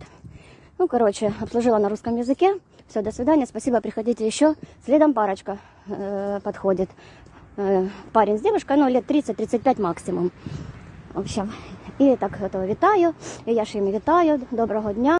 Вітаю, дякую, аж підскакую. Пакет, картка, там туди-сюди. А вона мені каже: а чому ви обслуговуєте на російській мові? А я кажу: я з вами розмовляю на українській мові. Які питання? А вона каже: а попередній покупець? Я сейчас перейду на русский, потому что как бы я не на кассе. Но я же говорю, ну человек... То есть, понимаете, насколько загнан человек? Смотрите, она идет, снимает свою там, ну, свой рилс, свой тикток, да, она вот идет, снимает. Она даже тут оправдывается. То есть, насколько ее, обычную женщину, честного, простого труда, кассиршу, затькували, затравили, что она даже снимая это видео, даже себя не снимая, просто снимая, ну как этот, волк, или как это называется сейчас у них, ну короче, прогулку снимая, она даже тут оправдывается. Попросил меня, и я как бы, ну, пожалуйста, на русском языке. А вона мені каже, ви, навіть от, якщо він попросив, ви повинні були обслуговувати на українській мові. Вот. І взагалі говорить, якщо людина не розмовляє, якщо він не розмовляє українською мовою, то він не українець, і ви не повинні його обслуговувати. Я взагалі, блін, офігела. Отак от. А ми тут тільки, пам'ятай, чужинець, тут господар українець. Мы не должны обслуживать иностранцев. Мы не говоришь на украинском. Пошел вон отсюда. Думаю, вот это да, это что у человека в голове. Говорю, может нам еще, говорю, вывеску повесить на входе, что всех, кто... У человека в голове кучки Антина Мухарского. На украинском не разговаривает, это не украинцы, мы их не обслуживаем или что? Она каже, да, так. Думаю, да, вот это вот жиночка вообще уже с приветом. Ну, а самое интересное, думаю, да, вот это ты мне говоришь, а что ж ты ему вот не сказала, когда он стоял? Сказала бы, а чому ви розмовляєте недержавною мовою, ви що не українець, чому ви... Потому что ему сказать сыкотно. Сыкотно. Тем более, что он посмотрит как на дуру, плюнет и уйдет. И что ты, на телефон будешь бежать за ним, снимать. Я бежала за вами 2 квартала. Сказать, что вы не на том языке себе помидоры купили. А ты же не уйдешь. Над тобой же простая кассирша. Можно поиздеваться. Тебе же можно нервы потрепать. Тебя же можно унизить. Тебе же можно претензию предъявить. А этому что ты предъявишь? Он тебе скажет, да пошла ты, и пойдет. И будешь, и претензия не реализовалась, и послали к такой-то матери. А кассирша не имеет права тебя послать. А кассирша не имеет, она может только задать вопрос, ну а что ты мне это говоришь? Ну скажи ему. Ну так ты же обслуживала по-русски. Вообще сюда пришли. Она ж, ну, понимает, что я ей не могу ничего такого ответить. И вот это, что она на меня вот это все говно вылила. Думаю, писец, что у человека в голове, для чего вот это вообще делается. И таких людей же как бы немало. Просто вот я не понимаю. Разжигать вот это вот, ну, это просто, я говорю, врагов не надо, когда вот это свои друг друга готовы сожрать. Просто, ну, не понимаю. Это ужас какой-то. То есть вот обычный, смотрите, обычный, ну там, Reels, давайте назовем это Reels, там, не знаю, TikTok, короче, обычное видео, обычный рассказ обычной кассирши. Обычной. Она говорит, я не понимаю, на кой ты это все разжигаешь? Ну я же тебя обслужила на украинском. Есть претензии? Нема. Вот картка, вот пакет, вот давай там это, что там вам предложить? Вот у нас акция, вот у нас скидка. Чё ты докопалась? И так, ну вот она не понимает, зачем. Да чтоб не объединились украинцы, и русскоговорящие, и украинскоговорящие, и те, которые, ну, чтоб не объединились те, которые, ну, в общем, родственники которых воюют, и те, которые там не воюют, чтоб они не объединились. Чтобы все вместе не объединились, потому что, если они все вместе объединятся, то будет больно. И уже вот такого цирка, как в начале шума сегодняшнего, как Зеленский, вот эти наперстки, уже не получится, когда будут все едины и будет общее мнение. Четкое, понятное, справедливое. А они навязывают мнение. Вот как это Антины Мухарские. Все побросали, везде провал у них. Но он добился своего, потому что все перевели на украинский язык, он герой. Лежал на печи, ждал, пока вот это вот все произойдет. Понимаете? Арест лютый. И так по всем фронтам. Вот то же самое же с мобилизацией. Как только начали крутить жестко, больно, громко, по-идиотски, тем больше идиотского антикриза. Тому люди підхоплюють анти-ТЦКшний тренд. Люди подхватывают, это уже называется анти-ТЦКшный тренд. Тому що якщо не звинувачувати ТЦК, то тоді потрібно звинувачувати когось іншого в тому, що ти, громадянин України, не йдеш захищати свою країну, не йдеш захищати свою То країну. себе треба звинувачувати, але ж це не хочеться. А цього ніхто не хоче. Через це звинувачують ТЦК. То есть вы понимаете, до чего они договорились в этих студиях, оправдывающих ТЦКшников? То есть, почему модно обвинить ТЦК? Ну, человек же не идет защищать свою страну, и он же ищет, кого обвинить. И ТЦКшника обвиняет, представляете? Я видел все, но инфо-цыганство в теме бусификации еще не видел. Инфо-цыганство. Анти-ТЦКшный тренд, представляете? Это решение суда. Город Одесса. Женщина получила 5 лет тюрьмы, 2 года испытательный срок за репосты в своем телеграм-канале. У нее 150 тысяч подписчиков, которые деморализировали, дискредитировали и, внимание, могли использовать россияне в борьбе с Украиной. 5 лет. Это решение суда. То есть это могут использовать россияне, представляете? Вот это вот, например, сегодня Кривой Рог. То есть, когда они вот это вот делают, ну там вдалеке, там прямо его лупят, пусифицируют, Кривой Рог, родина президента, вот это засовывают, они не думают, что это могут использовать россияне. А ты, который это снял, показал другому, ты должен думать.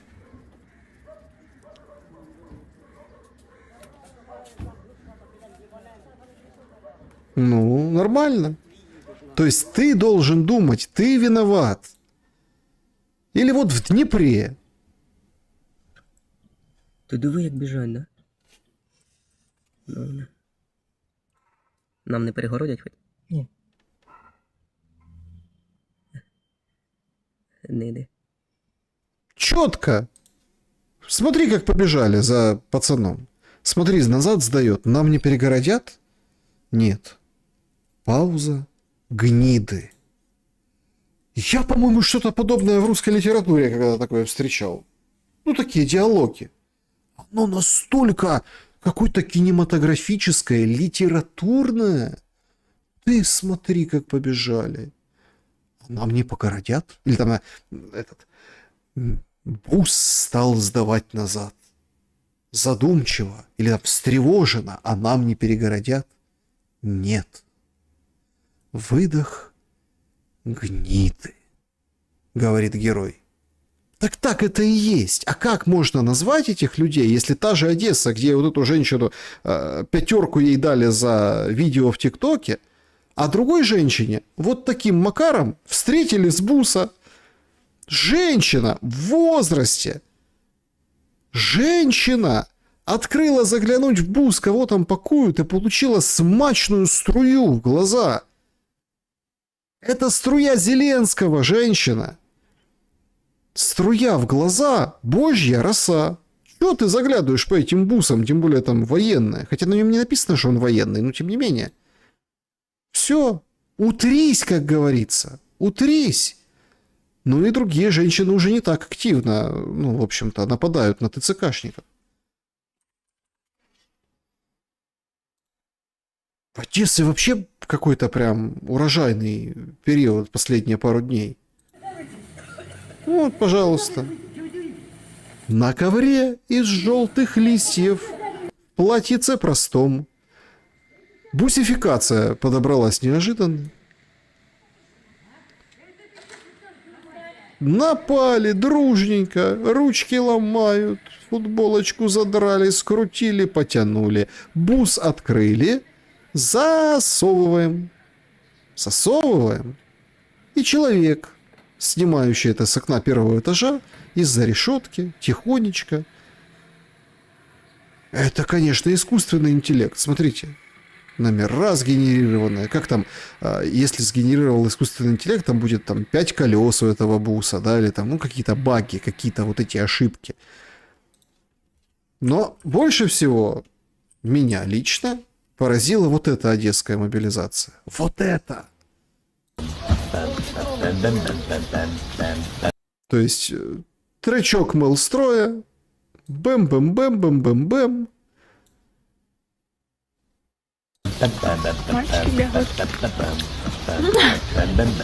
Мальчики бегают. Мальчики бегают. То есть она идет. Осень. Прямо пушкинская героиня, понимаете? Идет осень.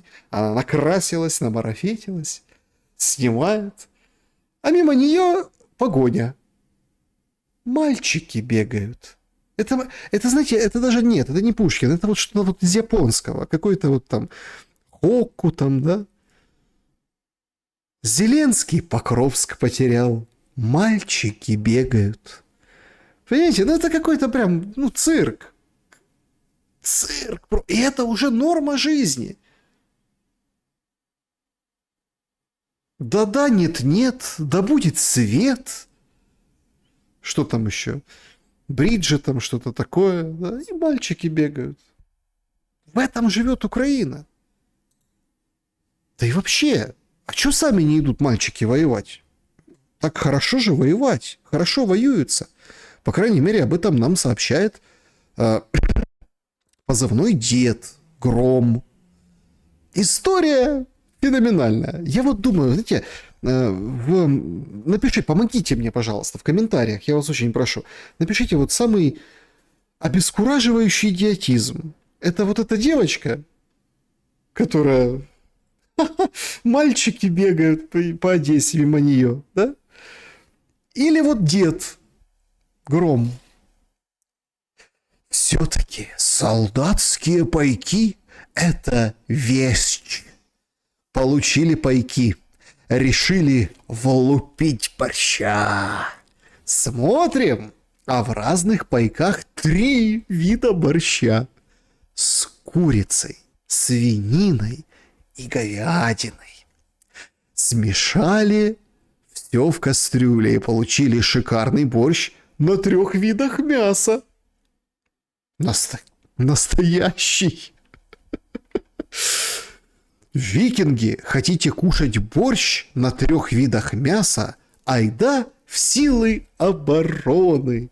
Дома у вас такого нет. Какая-то реклама 90-х. Какой-то, ну просто как... Хочешь кушать борщ? Такого у тебя нет. Давай покушаешь борщ. Долго ли, коротко ли ты будешь его кушать, неважно. Это как, помните рекламу? Тетя Ася приехала. Вот как, стыц, моя радость, понимаете? Стыц, трыц, понимаете? Не хочется просто ругаться. Борщ на 3 видах мяса.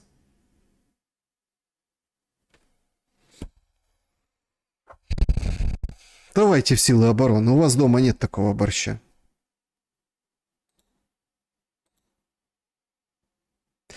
Последнее время не только борщом заманивают, а и во все обрабатывают женщин.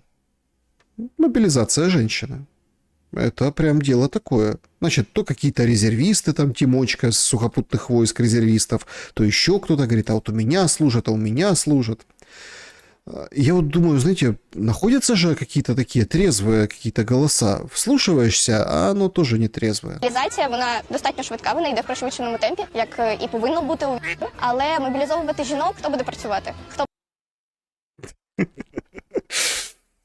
То есть это тоже какое-то окно Авертона. Я помню, как 2 года назад говорили, что когда все начиналось, эта вся история с мобилизацией, говорили, ну так, ребята, невозможно всех мобилизовать. Ну невозможно всех мужчин мобилизовать.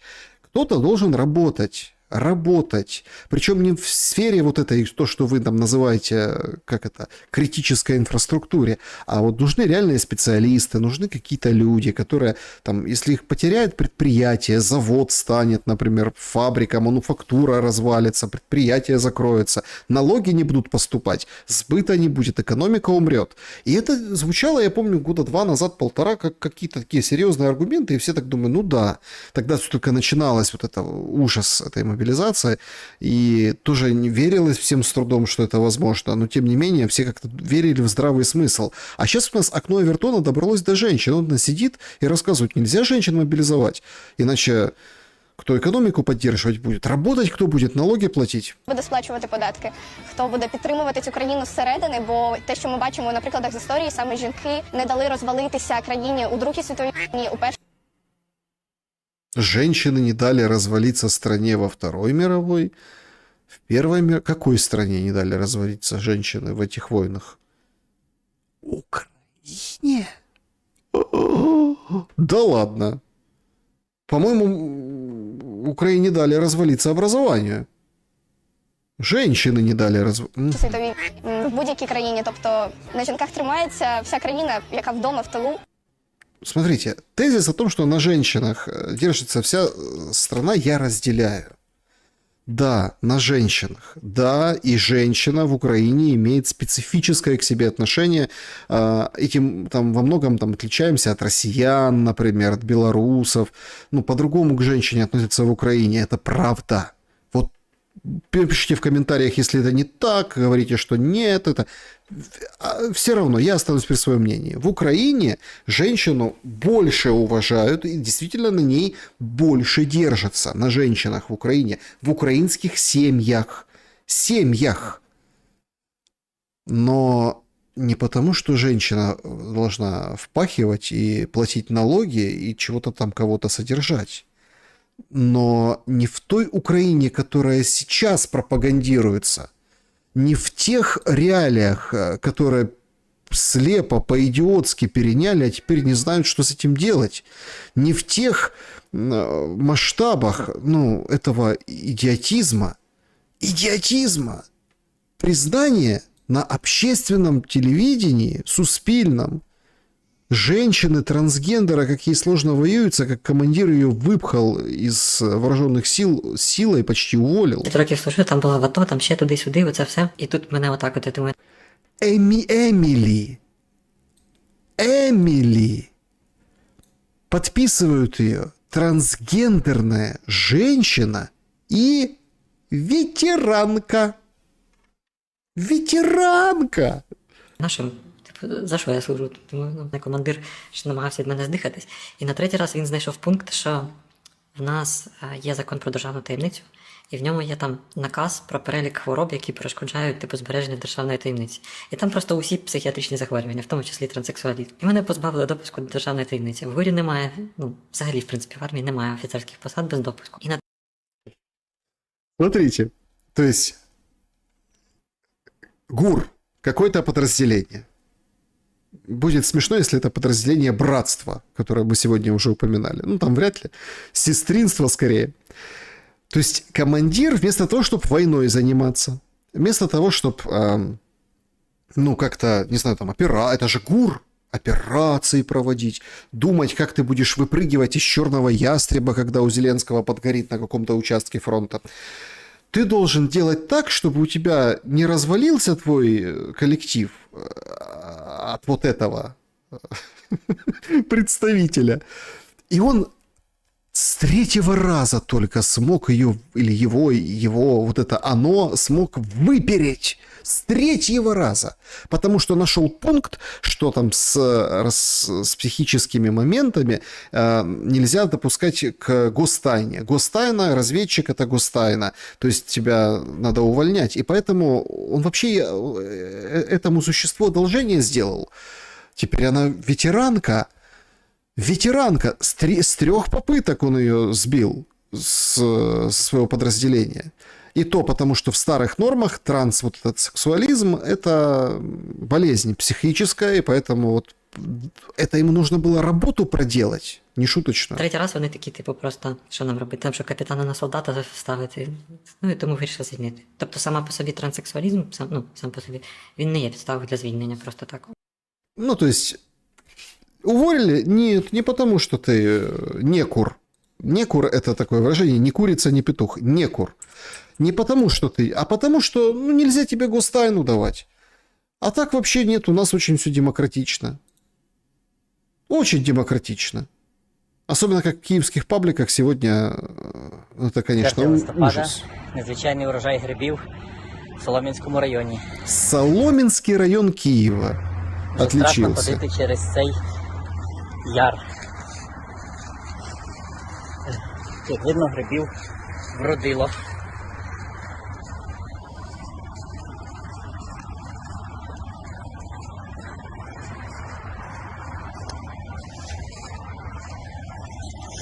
То есть воюющая страна.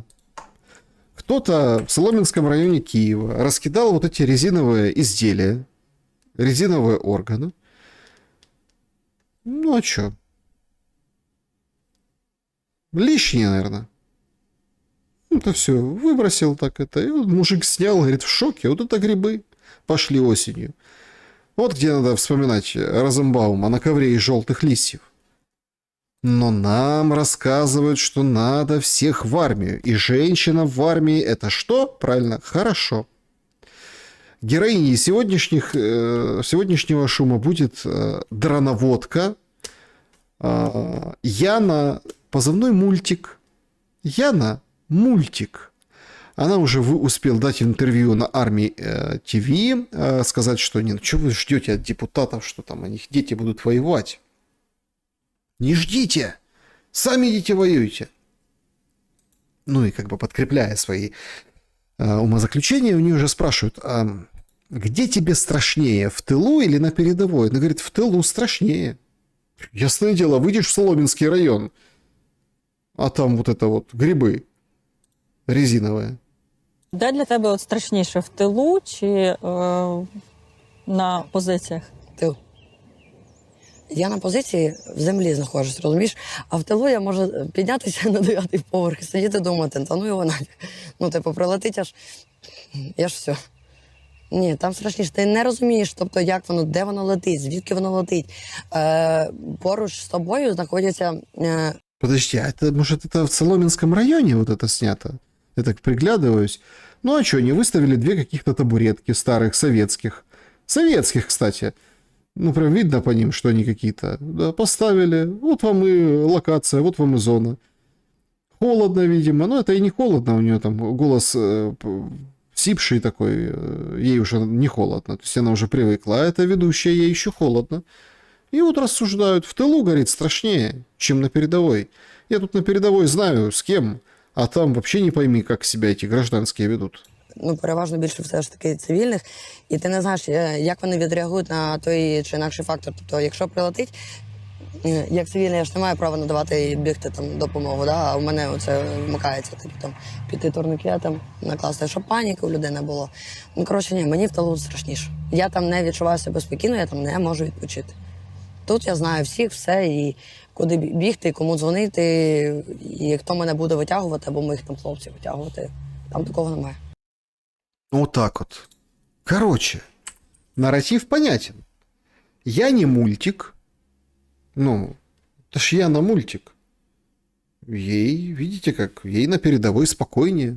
Она знает, что... Она в тылу, поди разбери. Кому? Кличко звонить? Или кто там в Соломенском районе? Там же тоже был очень интересный такой... С принцем Гарри встречался этот глава администрации, ну, от Зеленского, районной.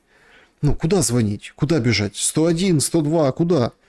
А так на передовой я знаю, куда там вытаскивать меня будет. Там турникет побежала, наложила. Все хорошо. Все хорошо. Вы знаете, мне это напоминает... Я, кстати, очень удивлялся этой моде. Это, кстати, на российском телевидении, на украинском телевидении была прям такая мода на вот эти трэш-шоу. В Украине называлось там «Від пацанки до панянки». Ну, тоже там что на российском тоже покупали эту франшизу. Ну, когда вот и словно из таких вот этих, да, лепят леди. Но там смысл не в том, что и лепят леди. Ну, то есть в Украине еще мастер-шеф, да, набирают, или другие проекты, любые проекты, короче. И там задача взять каких-нибудь очень оторванных, не похожих, не одинаковых, вот таких вот людей, да, таких там женщин с такими прокуренными голосами, да, или еще чего-то.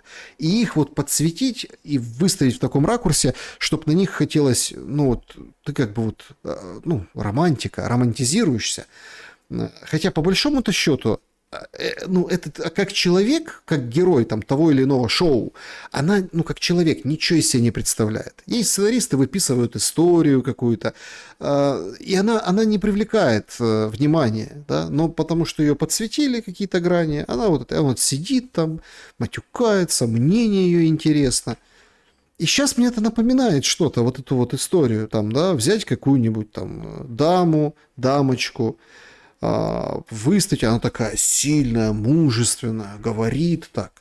И, в общем, позадавать ей какие-то вопросы. Вот так и работает вот эта вся история. Вот так и ездят по ушам. А потом, там, условно, девочка какая-нибудь не захочет быть похожа на принцесску, а захочет показывать, похожа она вот на эту, которую показывают. Вот у этой Яны Мультик спросили, а ты вот вообще смогла бы... Нет, не с потерянными органами в Солом'янському районі, а з ухилянтом смогла би?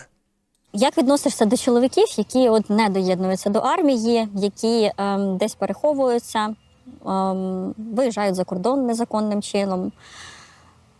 Чи змогла би ти побудувати з таким чоловіком стосунки? Я вже прям бачу, як він мені розказує, як він там в Італії. У мене просто є з друзями навіть, я писала. У мене товариш один був. Ну, він моряк. Все, класс. Значит, она бы послала по адресу, и сейчас рассказывает историю, вот я хочу, чтобы вы тоже слушались, история о товарище. Товарищ у нее моряк. Моряк. Ну, ходит на судне морском, рыбу ловит, или там грузы возит, не знаю, моряк. Але жодного репосту з зборів він не зробив. Потім він мені пише, типу, там, що присилає фотографію, там він десь відпочиває, каже, а як у тебе справи? Я йому петицію виписав і все.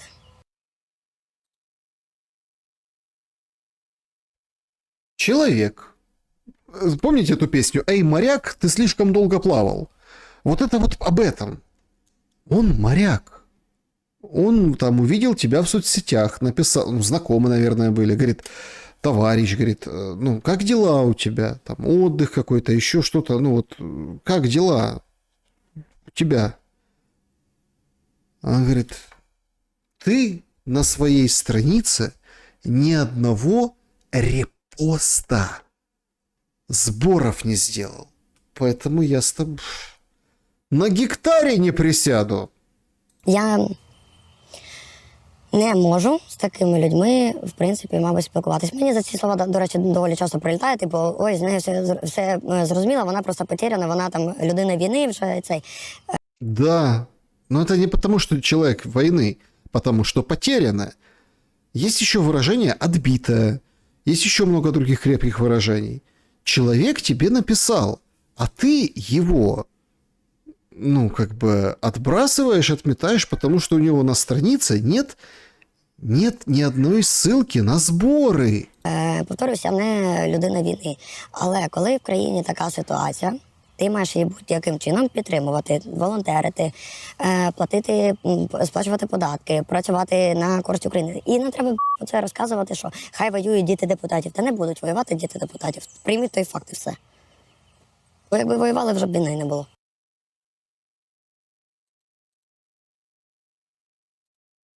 Как там она себя... Потерянная? Так она потерянная.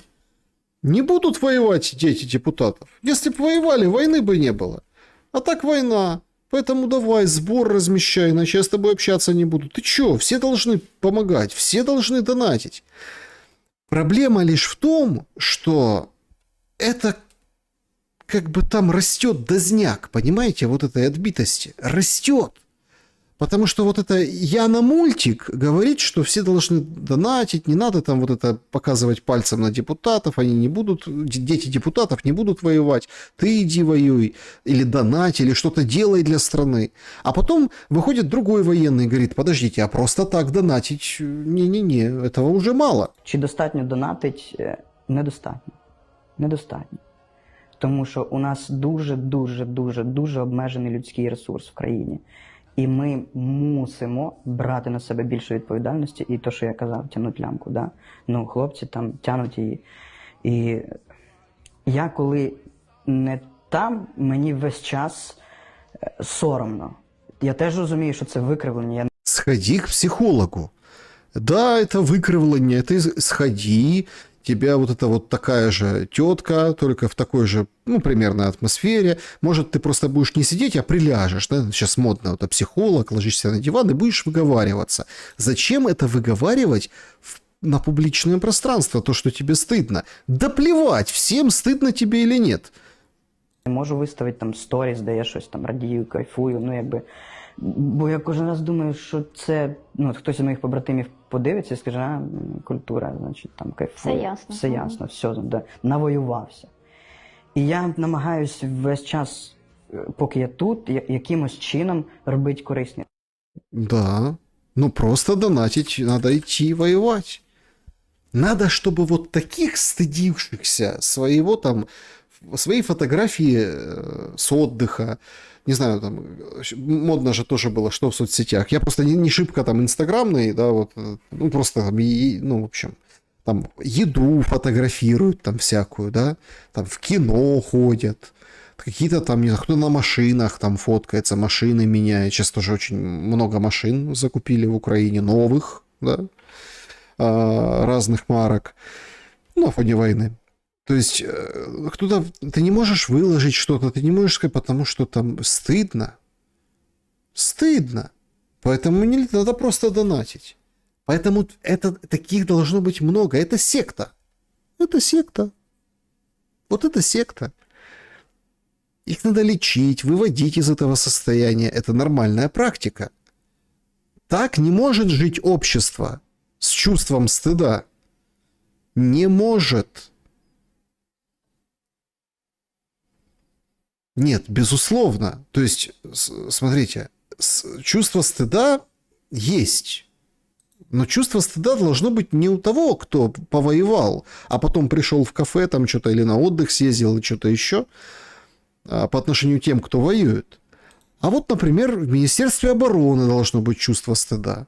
Юрий Гудименко – это главный по антикоррупционной деятельности общественного, ну, в общем, толка при Минобороны. Общественники, которые регулируют Минобороны. Душещипательную историю рассказывает. Говорит, новая социалистическая инициатива президента.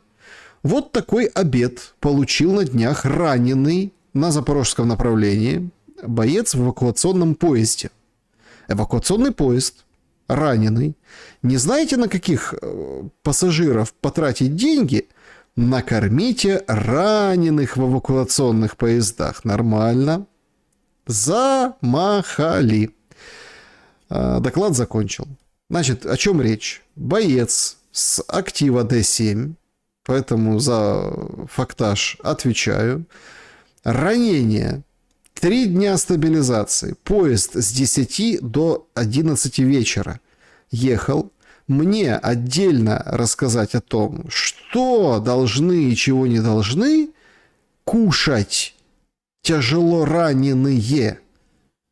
Ему в боксе раненому сосиску, сардельку, пол огурца соленого, яичко вареное, кусочек хлебушка и 2 картошинки в мундире. Вот этим должно быть стыдно.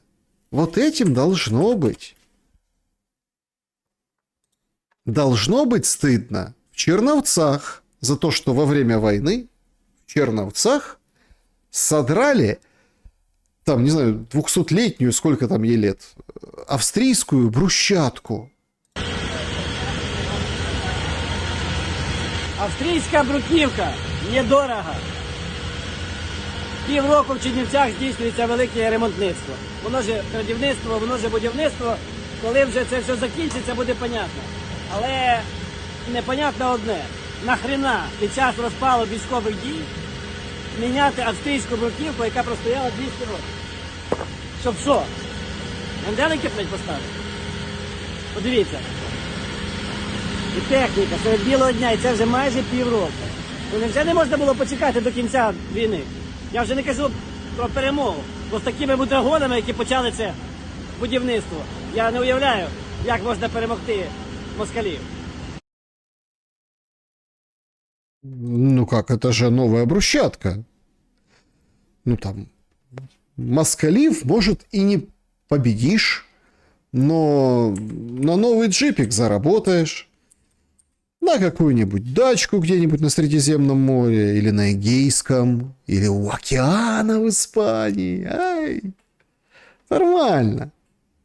Нормально. А потом все говорят, а что там вернутся солдатики? А что там они будут, эти солдатики? Что, вот как они, за кого они будут? А у них, понятное дело, там едет крыша. Конечно, там стыдно перед ним, вот этим солдатам. Вот этот вот просто разрыв. Некто Денис Малыхин, типа военный, военнослужащий. Я и сначала так не считал. Есть конституционная обязанность. Еще раз, молитесь, чтобы мы не выжили. Иначе так спросим потом со всех любителей договоренностей, мира, борцов против мобилизации, что реально 90-е раем покажутся. Если бы вы заранее обновили данные, стали на учет и сами начали готовиться к сопротивлению, а не думали выехать на шее добровольцев, не было бы ни бусиков, ни ТЦК, ни прочего негатива. Было бы из кого выбрать, и никто никого бы не тягал. Еще раз, подумайте о нас, тех, кто с самого начала выбрал Украину. Грозно. Молитесь, молитесь, говорит, чтоб мы не выжили. Если бы вы вот готовились, а так выезжайте на нашем горбу, на горбу добровольцев. Ну и в продолжение темы, какие вообще, что это за будут дни, что это вообще будет происходить. Вот, пожалуйста, вам еще одно и ПСО. Я в СЗЧ. Мои друзья все спят. Я один остался с бронемашиной. СЗЧшника встретили во время опроса на улицах Киева.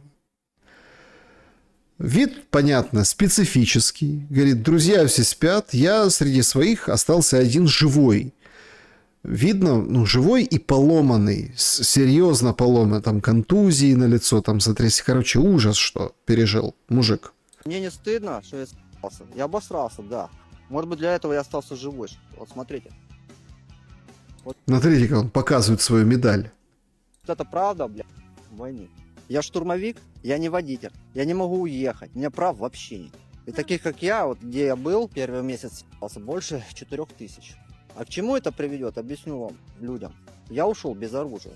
А сейчас уходят на бронетехнике. Вы поняли, чем это пахнет? И когда они сюда придут в Киев, я общался с товарищем здесь, сказал, я приду в Киев только убивать, грабить и насиловать за то, что у меня забрали. Ну и таких хватает. А вы думаете, что? Вот эти добровольцы, это... Смотрите, это не все воины света, не все высокоинтеллигентные, высокоморальные, высокодуховные люди.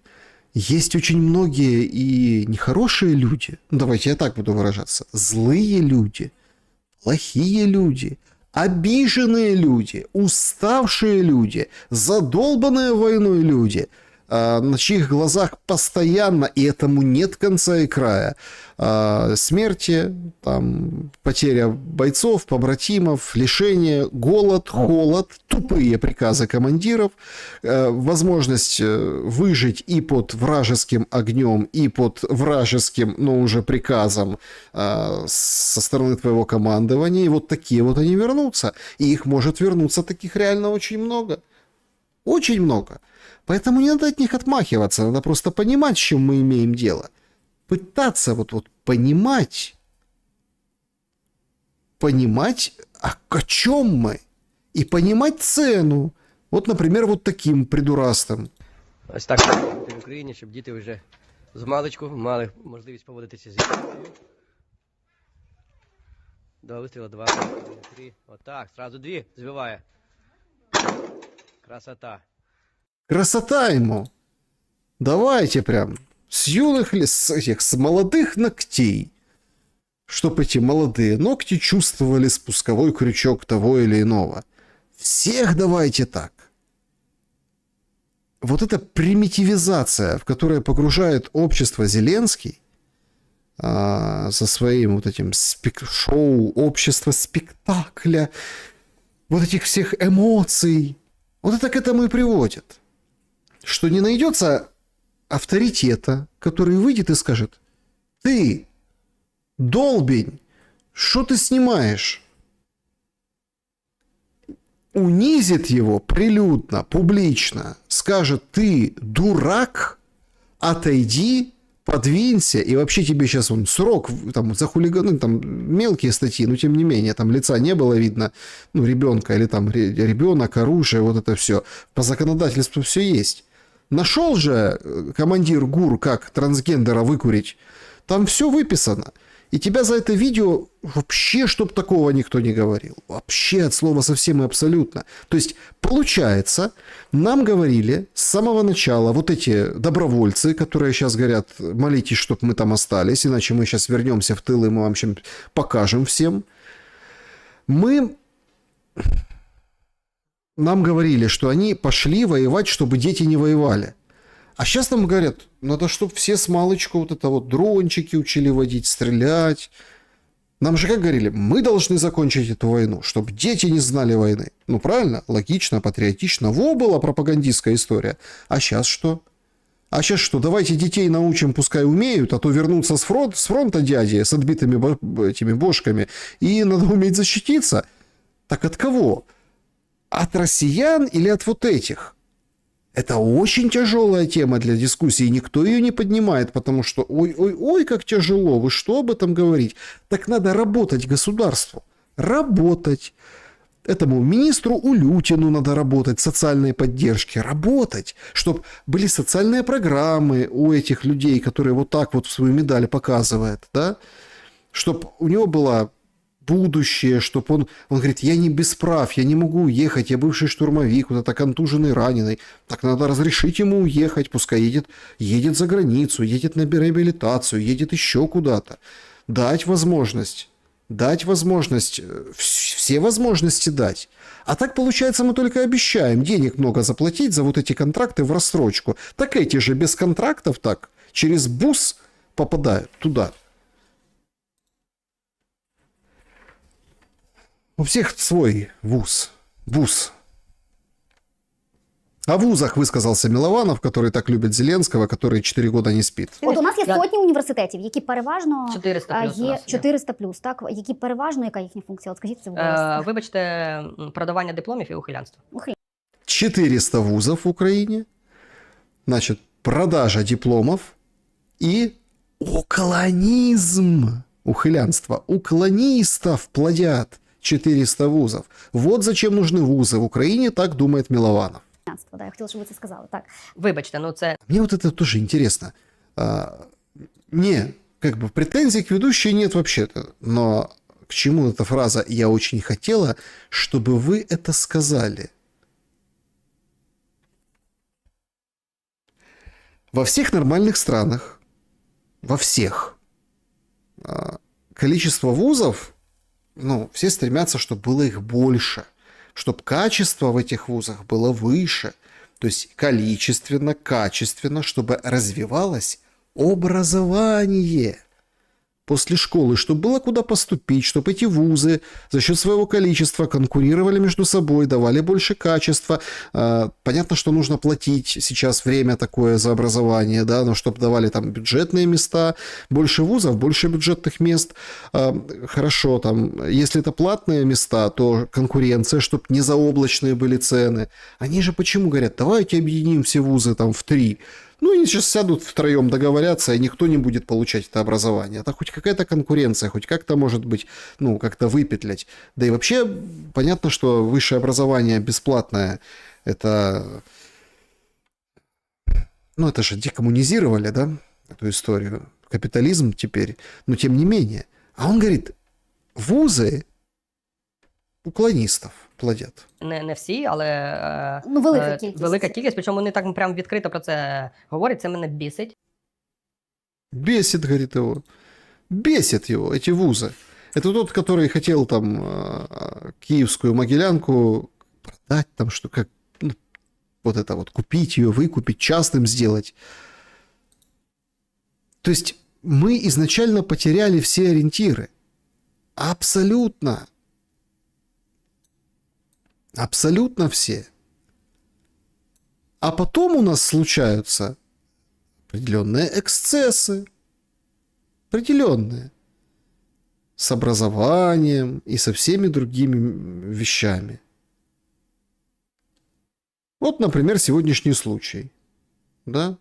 Национальная полиция сообщает, что в Киеве пластический хирург получил подозрение из-за того, что пациентка умерла во время пластической операции в 23 году.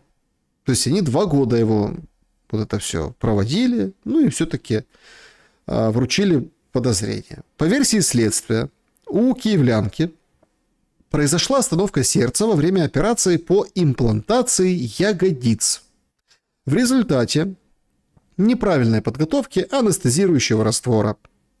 Судебно-медицинской экспертизой установили, что в растворе была втрое увеличена допустимая терапевтическая доза препарата, хотя этот препарат вообще там не должен использоваться. И был внесен, им вообще не был внесен в медицинскую документацию. Короче, черти шо набодяжил врач. То ли сэкономить решил, то ли просто дурак. Ну, это так, врачебная ошибка, понимаете? Врачебная. Но... Как бы, а какие будут следующие поколения вот этих хирургов? Какие они будут? Нет, ну понятно, что есть разные случаи, да? Все надеются, что приедут бангладешцы. Ведь какая же определенная штука вот в этих бангладешцах? Никто не говорит, никто об этом не рассуждает в таком ключе. Давайте попробуем с вами. Значит, если приезжает бангладешец, с одной стороны, это означает, что надо говорить там по-русски, или всех бангладешцев учить по-украински или по-английски, то есть опять вымывается эта украинская мова, господар украинец, пам'ятай чужинец, все это, конечно, уходит с одной стороны, но с другой стороны, его второсортность изначально. А ты тут, как украинец, который не уехал, который не ухилянт, который патриот, который потужный, будешь как бы разрешать бангладешцу работать. Ты, аки, какой рыцарь Украины. На этих чувствах будут играть, уже начинают играть вот эти все бизнес, всякие там вот эта вся пропаганда. И если кто-то думает, что миграционная политика, сегодня же тоже там было по поводу Европейского Союза, там Кая Каллас заявила, что Украину будут принимать, а потом рассуждают идеи, что, может быть, там не дать, вот эта вся история, да, там, может быть, испытательный срок. Короче, это все будут продавать под вышиванкой за счет того, что сейчас приедут бангладешцы, а они вот немножко ниже, чем мы. Причем их назначат такими. До их критической массы, когда они будут Ну, вот сейчас как в Европе, да, в Британии, там, бегать с ножами, качать права, унижать как бы естественное население той или иной страны, или, допустим, ну, до этого нужно дожить. Ну, там жить недолго, потому что украинцев все меньше и меньше из-за войны остается, но тем не менее, это будут продавать под этим соусом всей Украине, что ты ты там лорд, ты рыцарь, а ты вот это Бангладеш, он тебя обслуживает. Ну, обслуживает, пообслуживает, а потом как бы мэрами городов становятся, как пакистанцы в Британии, ну и так далее, и так далее. Мерц вообще сейчас провели опрос. Вчера Мерц сообщил, что там около миллиона, чуть меньше сирийцев за все годы Асада вот это переехали в Германию, им там платили пособие, все там ассимилировали часть. Он их выдворяет, говорит, пошли вон, сирийцы, давайте к своему Джулани вот туда. Провели соцопрос в Германии. 1% против. 1. Вся Германия сказала, да, сирийцы, валите. Понимаете? 1%. Это потрясающе. То есть вот как это все по прошествию времени может быть в Украине. Но мы туда не смотрим, нас же как детей надо стрелять научить, там вот это все, дронами управлять. Война до последнего, душу и телу мы положим, понимаете? А вот это вот будут продавать, что украинец это рыцарь. Как Бекхэм сегодня. Карл Бекхэма, хотел сказать, короновал, в рыцари посвящал. To receive the honor of knighthood, Sir David Beckham, for services to sport and to charity. Ну, Бекхэм, красавец, легенда футбола. На колено перед королем, вот так. Ухо не зацепил уже хорошо, хотя Карл старенький, но тем не менее.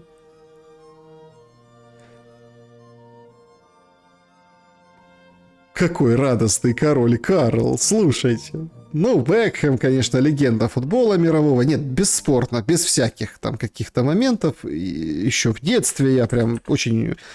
Ну, я признаю это талантище. И он действительно светский лев, он действительно такой... Ну, как это, Рональдиньо тех немножко лет, да, то есть вот этих. Да, и он действительно легенда футбола. Ну, а зачем Карлу это нужно? Ведь и год назад, и 2 года назад Бекхэм был Бекхэмом. Да потому что там родственника выперли со двора за дело с Эпштейном. Да потому что нужно как-то вот спасать репутацию короны. Нужно как-то немножко вот этих, ну, скажем, волнений поменьше, позитивные поводы нужны. Вот и придумали Бекхэма рыцаря дать. Ну, Бекхэм не против чего, очередной орден. А ситуация же сложнейшая. Ужасающая. Там сегодня судили у этого организатора консервативного митинга в Лондоне, к слову. Ну, то есть, тут, ну, там вроде отсудили, вроде оправдали, в общем, неважно. То есть, проблема, у короны проблема. Больше того, я вам хочу сказать, Зеленский им нужен. Точно ради этого же. Точно ради этого же. Чтобы был позитивный повод. Правда, он уже становится негативный. Но ракеты Британия Украине передала. Сообщили, по крайней мере, что какая-то партия новая, большая или большая, чем была раньше, Storm Shadow, теперь в Украине, в общем, будут бить. И Зеленский будет выходить и спасать свою шкуру с помощью вот этих ударов. Как шкуру? Медийную шкуру, потому что сейчас вы видите, все средства брошены именно туда. Именно на медийную шкуру. Ну, на рынках происходит, вы видите, шторм. Те, кто там увлекается, занимается там криптовалютой, меньше 100 тысяч за биткоин. В общем, происходит нечто неладное. Ну, а столичные телеграм-каналы публикуют машину, к которой привязали шахет, ну, как бы Герань-2, видите? Ну, не знаю, вряд ли она там с электроникой, но тем не менее. Люди перевозят, коллекционируют. Графики отключений. Все как всегда, собственно. Все как всегда. И вы знаете, вот в этом всем не знаешь порой, куда податься. Потому что обычно в таких бурных временах, в таких бурных, в этом всем ужасе, немножко выручает там вера, духовность, как-то вот думаешь о чем-то. Но иногда сермяжная правда вылазит наружу. Священник Филюк, звезда ТикТока, интернета, он как бы в УПЦ, ну там ему говорят, у него какая-то своя какая-то такая отклонение от этой, не УПЦ, а ПЦУ, он в новой церкви, этой ПЦУ, ну у него как-то своя была там какая-то, пишут о нем церковь, медийный священник, который там то записывает чего-то, удаляет, выдал на гора, говорит, надо все светить. Вот ты, киевлянин, подцепил на свою машину Герань-2, освети. Все надо светить. Знаете почему? Потому що священнику надо на что-то жить. Благословляти потрібно і машини, і будинки, і одне одного, і все. І навіть того студію. Щось бачу, нема тут хрестики, певне не благословена. Треба поговорити після зйомок. А навіщо, якщо ви кажете, якщо я молюсь, навіщо мені це? Так можна реально телефон на всякий випадок можна поставити. Телефон теж треба благословити, а що? А за що буде священик жити? А за что он будет жить? Надо все посвятить.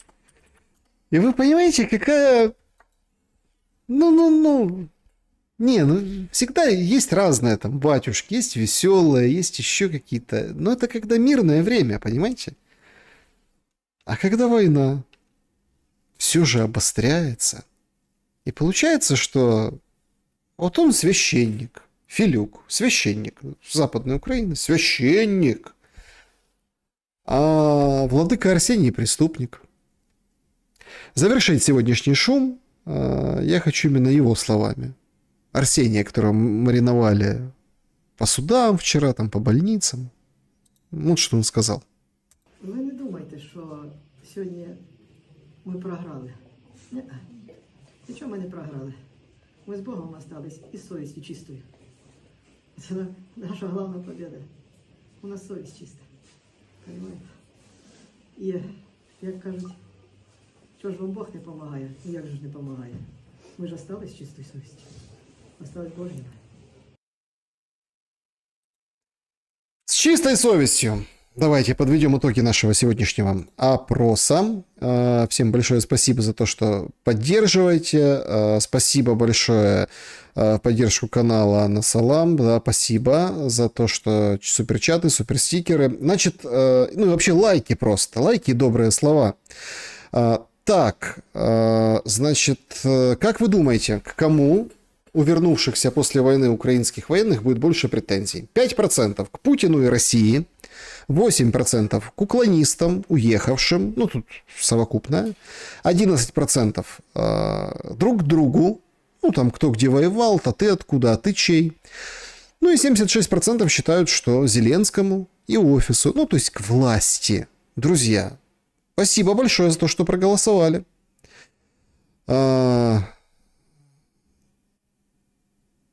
Так, значит, пишут, собственно, разное. Кто-то пишет лайк, обойдешься, кто-то там потужничает, кто-то еще. Вот спрашивает, может ли сдача Покровска стоить Сырскому должности. Я думаю, нет. Ну, нет, многие об этом пишут, многие так анализируют. Понятно, что Сырский, он же россиянин, русский, его не жалко. Ну, короче. Ну, вот смотрите. Ну, а где он найдет такого еще украинца, который будет вот это все выполнять? Он же сам в ручном режиме, Зеленский, руководит войной. Поэтому... Нет, ну, в качестве крайней меры могут, конечно, да. У нас же меняли и главкомов, и главу Генштаба, и по направлениям, сливали их потихонечку через ВЛК. Ну, никто ни за что не ответил, вы же видите. Просто, ушел там, больной был, руководил войсками, больной.